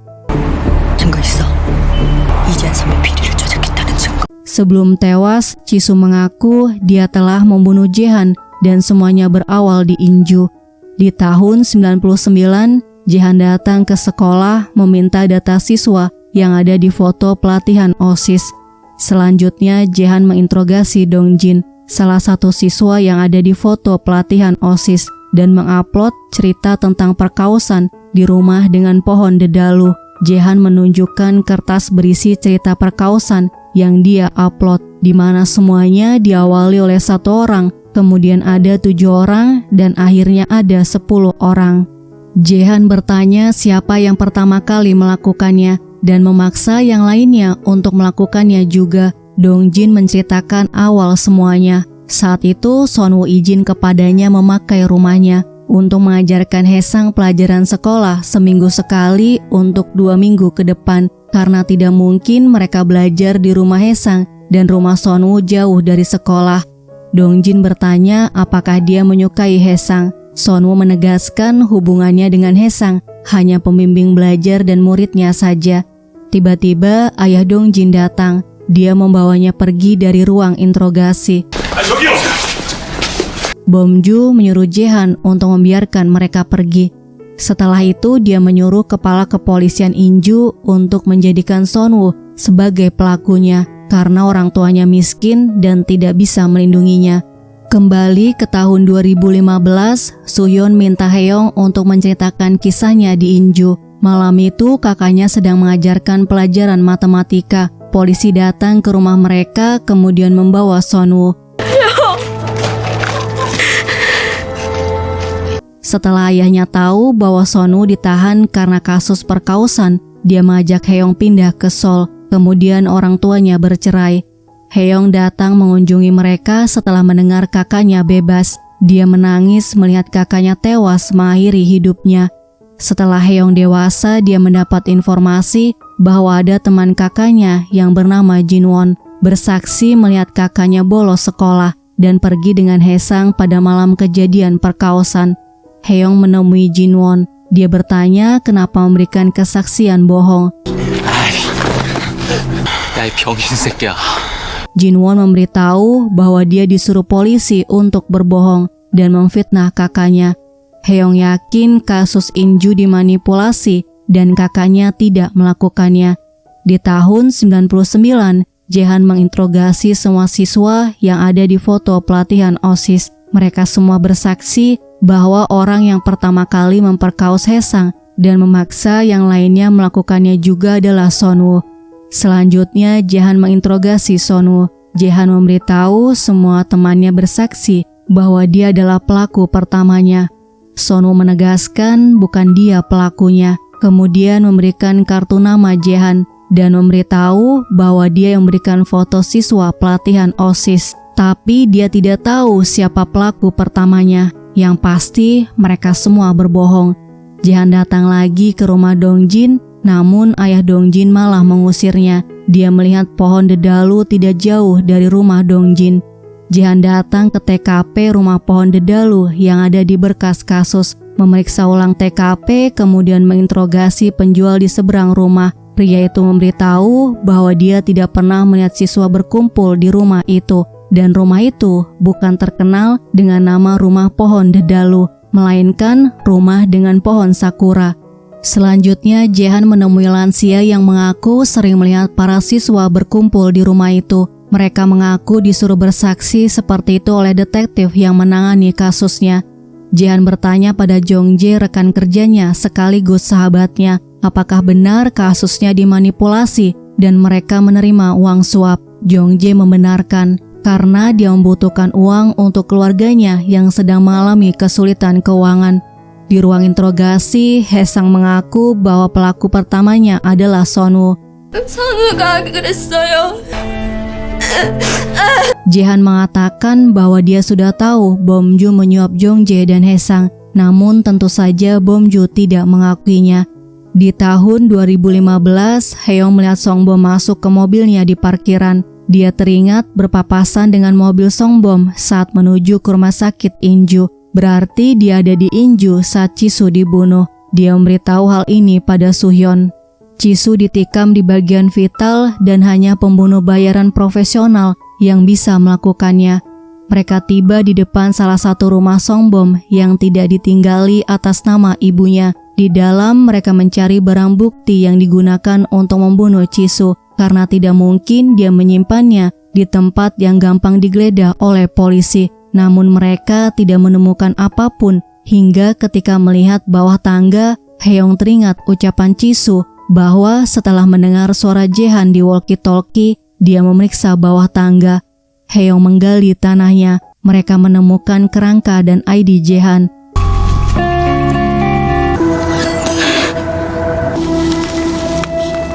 Setelah diperiksa, dokter memberitahu kerangka yang ditemukan cocok dengan DNA milik Jaehan. Ayah Jaehan mengucapkan terima kasih karena sudah menemukan putranya. Pemakaman Jaehan hanya dihadiri oleh ayah Jaehan, Suhyun, dan Haeyoung.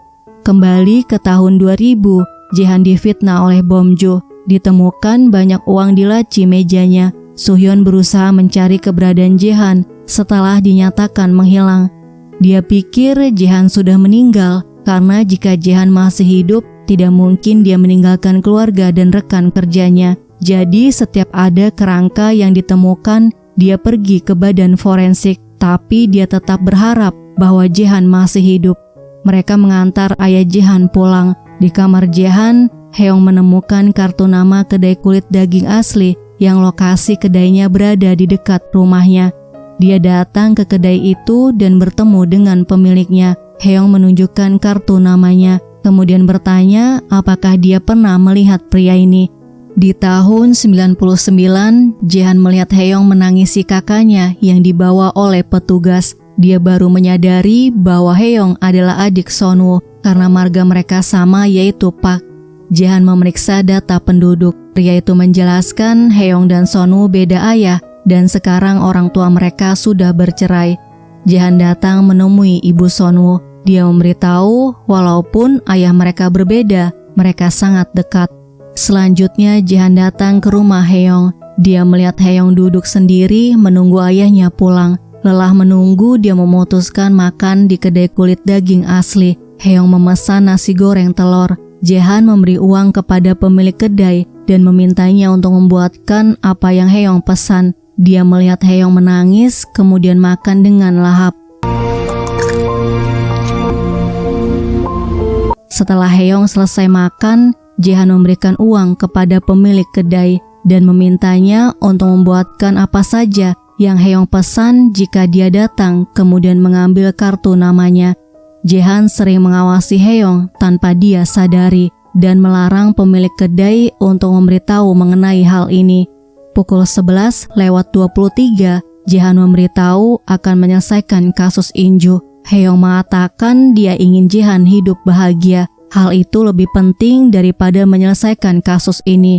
Jae-han mengatakan dia juga ingin Haeyoung bahagia, tinggal serumah dan makan bersama dengan keluarganya, hidup normal seperti orang lain. Haeyoung memohon agar dia jangan terlibat dengan kasus ini lagi karena membahayakan nyawanya. Jae-han mengatakan dia tidak akan menyerah apapun yang terjadi. Selanjutnya, Haeyoung dan Soo-hyun bertemu dengan Hae-sang. Gye-chol berhasil mendapatkan alamatnya dari rekam medis kesehatannya. Soo-hyun bertanya apakah benar Son-woo adalah pelaku pertamanya. Hae-sang menceritakan bahwa hanya Son-woo yang baik dan mau menolongnya. Dia sering kabur dari rumah karena ayahnya sering memukulnya ketika mabuk. Son-woo membantunya untuk mandiri dengan mengajarkan pelajaran sekolah. Saat berita perkausan tersebar di sekolah, Son-woo mencegahnya untuk mengakhiri hidupnya. 네 잘못 아니야. Ayahnya mengancam akan membunuhnya jika memberitahu yang sebenarnya karena dia telah disuap. Bom-ju juga mengancamnya, jadi dia memberikan kesaksian palsu. Pelaku pertamanya adalah Tae-jin, putra pemilik perusahaan Inju Semen. Tae-jin juga merupakan keponakan dari anggota Kongres bernama Song-chol. Hari itu Son-woo tidak bisa datang mengajar. Dong-jin menyuruh Hae-sang pulang. Tae-jin mengejek Hae-sang bahwa dia tidak akan bisa masuk Universitas Nasional Seoul meskipun dia belajar. Hae-sang balik mengejeknya bahwa Son-woo lebih pintar dari dia. Karena tanpa tutor, Son-woo bisa berada di peringkat ketiga, membuat Tae-jin marah kemudian memperkaosnya. 장태진.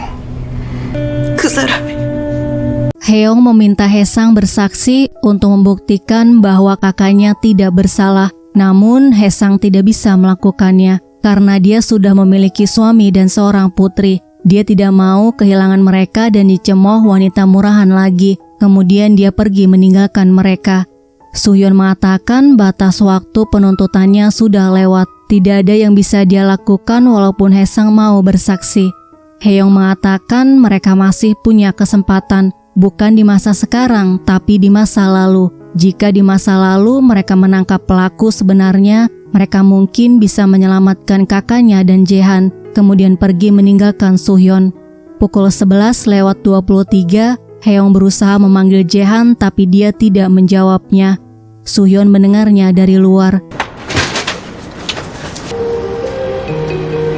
Dia masuk setelah melihat Haeyoung keluar. Soo-hyun terkejut melihat walkie-talkie milik Jae-han dengan tanda stiker yang dulu dia pasang. Di tahun 2000, Bom-ju marah pada Jae-han karena dia melaporkannya pada provos. Jae-han mengatakan akan membuat Bom-ju mengakui perbuatannya. Setelah Son-woo bebas, dia bertanya pada Dong-jin di mana sal merah milik Hae-sang. Sementara Bom-ju menemui anggota Kongres Song-chol. Dia memohon agar Song-chol membantunya menghentikan kasusnya di provos yang dilaporkan oleh Jae-han. Sebagai gantinya, Bom-ju berjanji akan melindungi keponakan Song-chol yaitu Tae-jin. Jika keponakannya dipenjara, dia tidak akan terpilih menjadi anggota Kongres lagi. Song-chol adalah orang yang selama ini menyuap Bom-ju untuk menutupi kasus korupsi pembangunan kota baru Jinyang dan perkausan Inju. Di kantor polisi, Jae-han mendapat telepon dari Son-woo yang baru saja bebas kemarin. Dia memberitahu ingin memberikan bukti kasus Hae-sang, syal merah yang Hae-sang pakai saat kejadian. Son-woo ingin memberikannya langsung pada Jae-han karena dia tidak percaya pada detektif yang lain. Jae-han memintanya untuk menunggu, dia akan segera datang. Tiba-tiba mereka diperintahkan untuk menangkap penjahat.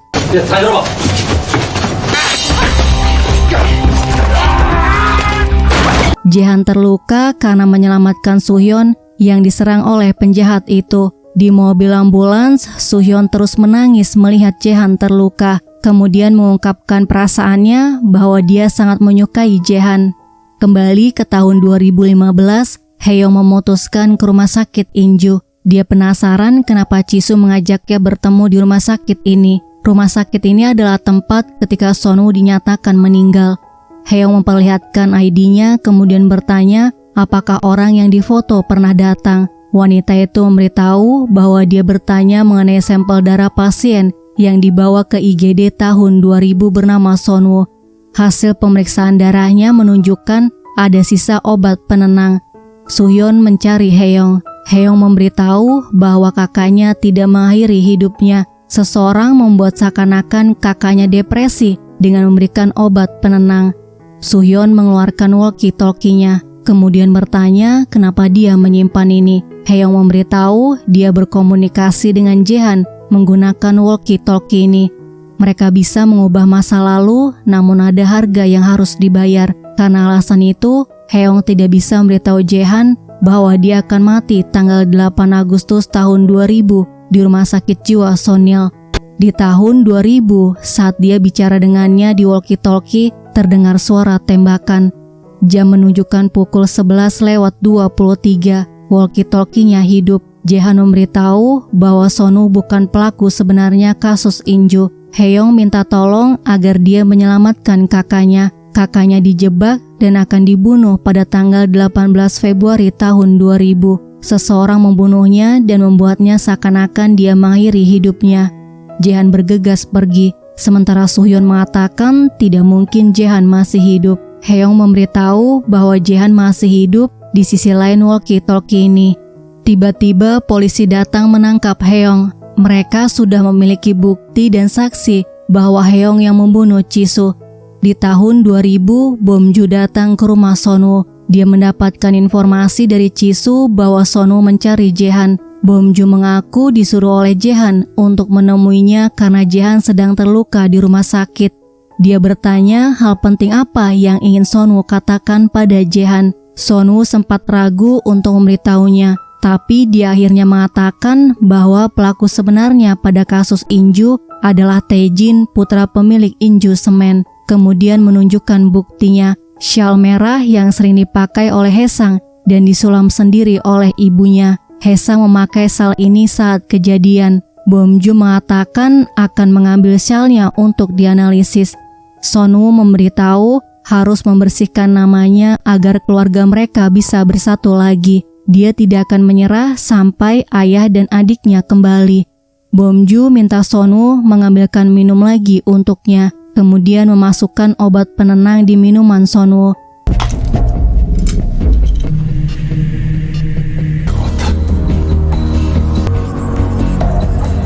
Saat Jae-han tiba di rumah Son-woo, sudah ada polis lain. Kemudian dia melihat Hae-sang dan ibunya menangisi Son-woo di IGD rumah sakit Inju. Dia menangis karena gagal menyelamatkan Son-woo. Di tahun 2015, Hae-young minta berkas kasus kakaknya. Tidak ada yang berubah. Kemudian detektif memperlihatkan senjata yang digunakan untuk membunuh Jisoo. Ada sidik jari Hae-young dan darah Jisoo di senjatanya. Pegawai di rumah sakit Inju melihat Hae-young membuang senjatanya ke tempat sampah. Motif pembunuhannya karena dendam, kakaknya masuk penjara dan mengakhiri hidupnya. Hae-young menegaskan bukan dia yang membunuhnya. Bom-ju memanipulasi barang bukti dan saksi untuk menyingkirkan Hae-young. Di tahun 2000, Jae-han menemui Bom-ju yang sedang mengobati lukanya. Dia mengatakan telah mencari barang bukti syal merah di rumah Son-woo tapi tidak menemukannya. Teganya dia membunuh Son-woo padahal Son-woo sudah dipenjara. Dan dia hanya ingin membersihkan namanya agar keluarganya bisa kembali bersatu. Pada malam harinya, transmisi walkie-talkie-nya hidup. Dia minta maaf pada Hae-young karena tidak bisa menyelamatkan kakaknya. Soo-hyun memanggilnya, kemudian memberitahu sudah menunggunya selama 15 tahun, tapi akhirnya dia kembali dalam keadaan tidak bernyawa. Jae-han bertanya kenapa dia yang bicara. Apakah terjadi sesuatu pada Hae-young? Soo-hyun memberitahu dia tidak boleh pergi ke rumah sakit jiwa Sunil pada tanggal 3 Agustus. Jehan mencatatnya di selembar kertas tanggal 3 Agustus, rumah sakit jiwa Sonil. Setelah itu, Soo-hyun mengunjungi Hae-yong di penjara. Dia mengatakan telah memberitahu Jehan agar tidak pergi ke rumah sakit jiwa Sonil tanggal 3 Agustus. Kemudian bilang mereka harus menemukan Songbom karena kerangka Jehan ditemukan di rumah ibunya. Mereka harus mencari tahu apa yang terjadi agar bisa menyelamatkan Jehan dan Hae-yong yang sekarang menjadi tersangka. Soo-hyun minta pada petugas tas milik Hae-yong secara diam-diam. Hae-yong menemukan pesan di ponselnya dari Songbom. Songbom saat ini sedang bersembunyi karena Bomju sedang mencarinya. Bomju ingin menyingkirkannya karena dia adalah satu-satunya saksi saat ini. Songbom menyuruh Hae-yong datang sendiri ke parkiran basement gedung Sangwa. Dia punya bukti untuk menjatuhkan Bomju. Keesokan harinya Hae-yong pindah tahanan. Dalam perjalanan dia melepaskan borgolnya kemudian kabur dengan Soo-hyun.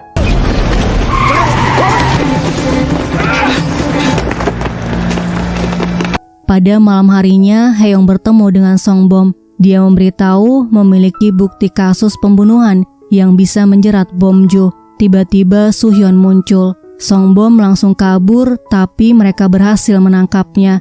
Soo-hyun bertanya kenapa dia membunuh Jehan. Songbom memberitahu jika Jehan diam saja, dia tidak akan mati. Di tahun 2000, Jehan menelpon jaksa memberitahu sudah memiliki bukti pembunuhan yang dilakukan oleh Bomju. Dia menyimpan hasil tes DNA dari Amerika di laci mejanya. Saat kantor kosong, Bomju mengambil hasil tes DNA yang merupakan bukti bahwa Bomju membunuh Sonwoo. Dia menyuruh Jisoo mengikuti Jehan karena dia tahu siapa pelaku utama kasus Inju dan memiliki buktinya. Syal merah yang hilang sekarang ada di tangan Jehan. Jehan tiba di rumah sakit jiwa Sunil dan menemukan kerangka di belakang gedung. Jisoo memukul Jehan dari belakang kemudian membawanya ke sebuah gudang.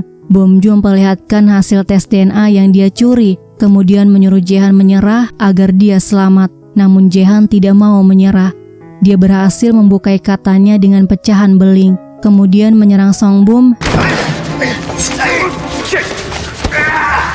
dan kabur dengan perut terluka. Jisoo dan Songbom mengejarnya. Jehan menghubungi Hae-yong memberitahu bahwa ini adalah transmisi terakhirnya. Dia minta Hae-yong jangan menyerah karena masa lalu bisa berubah. Jisoo menemukannya kemudian menembaknya. Songbom melihat jamnya yang menunjukkan pukul 11:23. Kembali ke tahun 2015, Songbom mengatakan Jehan punya kesempatan untuk hidup tapi dia menolaknya. Tiba-tiba Songbom kabur tapi naasnya dia tertabrak mobil orang suruhan Bomju. Soo-hyun menembaki mobil itu kemudian menyuruh pria itu keluar. Pria itu menyerang Soo-hyun. Mereka berkelahi. Hae-yong melihat pria itu mengarahkan senjata ke Soo-hyun. Tepat ketika pelatuk ditembakkan, Hae-yong menyelamatkan Soo-hyun.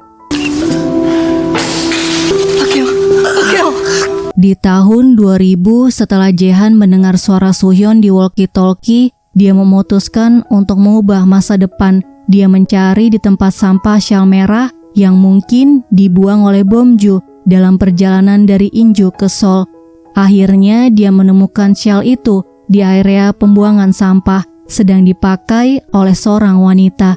Dia mengirimkan syal merah itu ke Amerika untuk dianalisis. Hasilnya ditemukan sperma dan darah. Mereka meminta Jehan untuk mengirimkan DNA pembanding. Setelah mengirimkan putung rokok Bomju, hasilnya menunjukkan darah di syal cocok dengan DNA di putung rokok. Selanjutnya, Jehan menghubungi jaksa Oh memberitahu bahwa dia sudah memiliki bukti Bomju melakukan pembunuhan. Setelah melukai Sonwoo, dia ingin menempelkan sidik jari Sonwoo, namun tanpa sengaja dia melukai tangannya. Kemudian dengan tangannya yang terluka, dia memegang syal itu.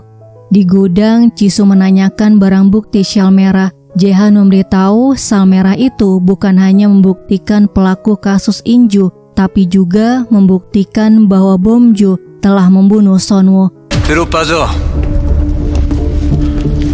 Bom Ju bertanya siapa lagi yang tahu mengenai hasil tes DNA ini selain jaksa Oh, kemudian menyuruhnya menyerah agar dia selamat, namun Jehan tidak mau menyerah. Bom Ju membakar hasil tes DNA-nya. Chisu menghalangi Song Bom yang ingin membunuh Jehan. Jehan berhasil melepaskan ikatannya kemudian menyerang Song Bom. Jehan kabur dengan perut terluka. Bom Ju menyuruh Chisu membunuh Jehan. Jika tidak mau, Chisu akan membusuk di penjara dan putrinya yang sakit kanker akan mati.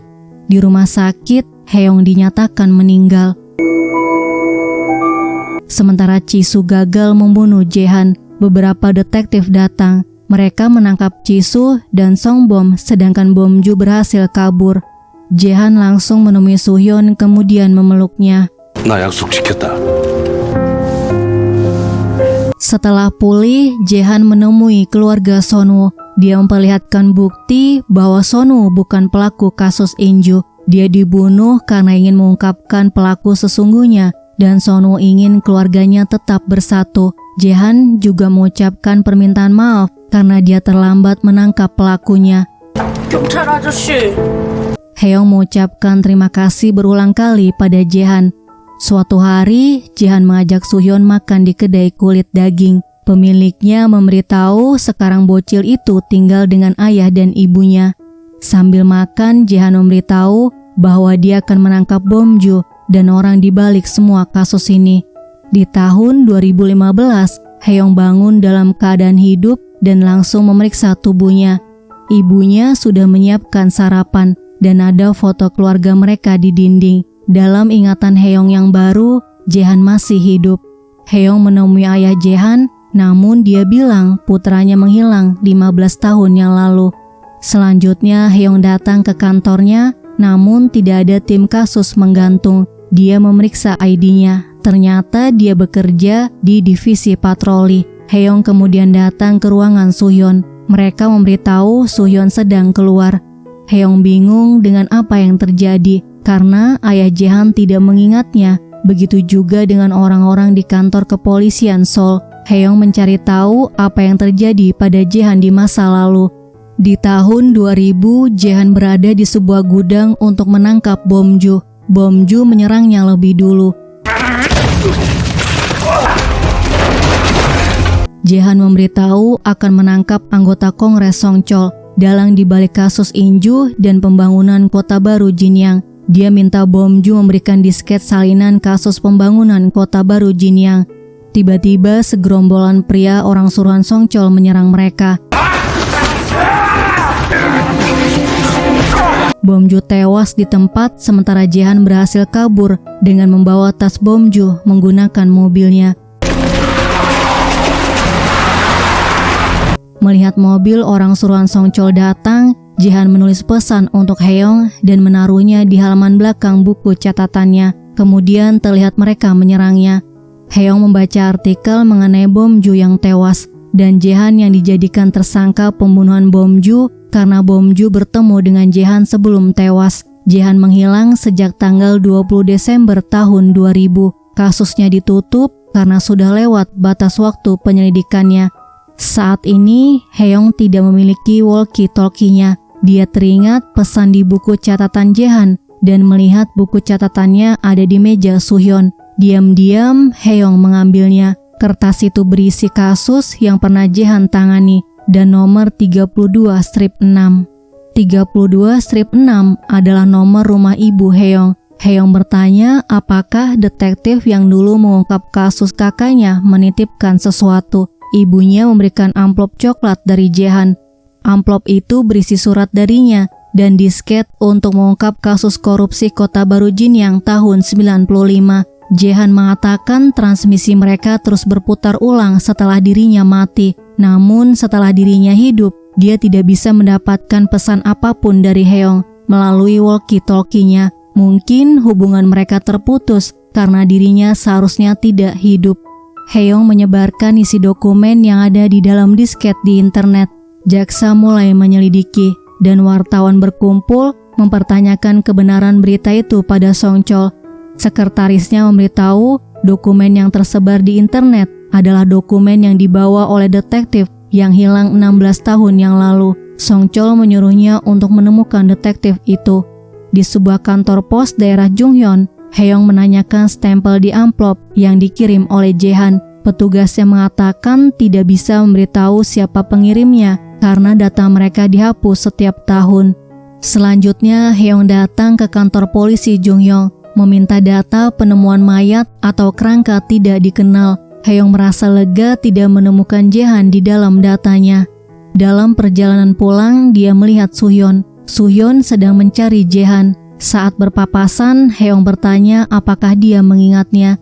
차 형사님, 기억나세요? Dia mencoba menghubungi Suhyun tapi nomornya tidak ditemukan. Suhyun juga mengalami hal yang sama. Semua berubah. Dia memberitahu saat terbangun langsung datang ke IGD. Tapi tidak ada pasien dengan nama Haeyoung. Kemudian dia datang ke rumahnya dan ibunya memberitahu Haeyoung sedang tidur karena sakit. Suhyun mengatakan dulu ada seseorang yang menelponnya dari telepon umum dekat sini, tapi hanya diam saja. Dia menduga orang itu adalah Jaehan. Suhyun mencoba mencarinya terus tapi tidak berhasil menemukannya.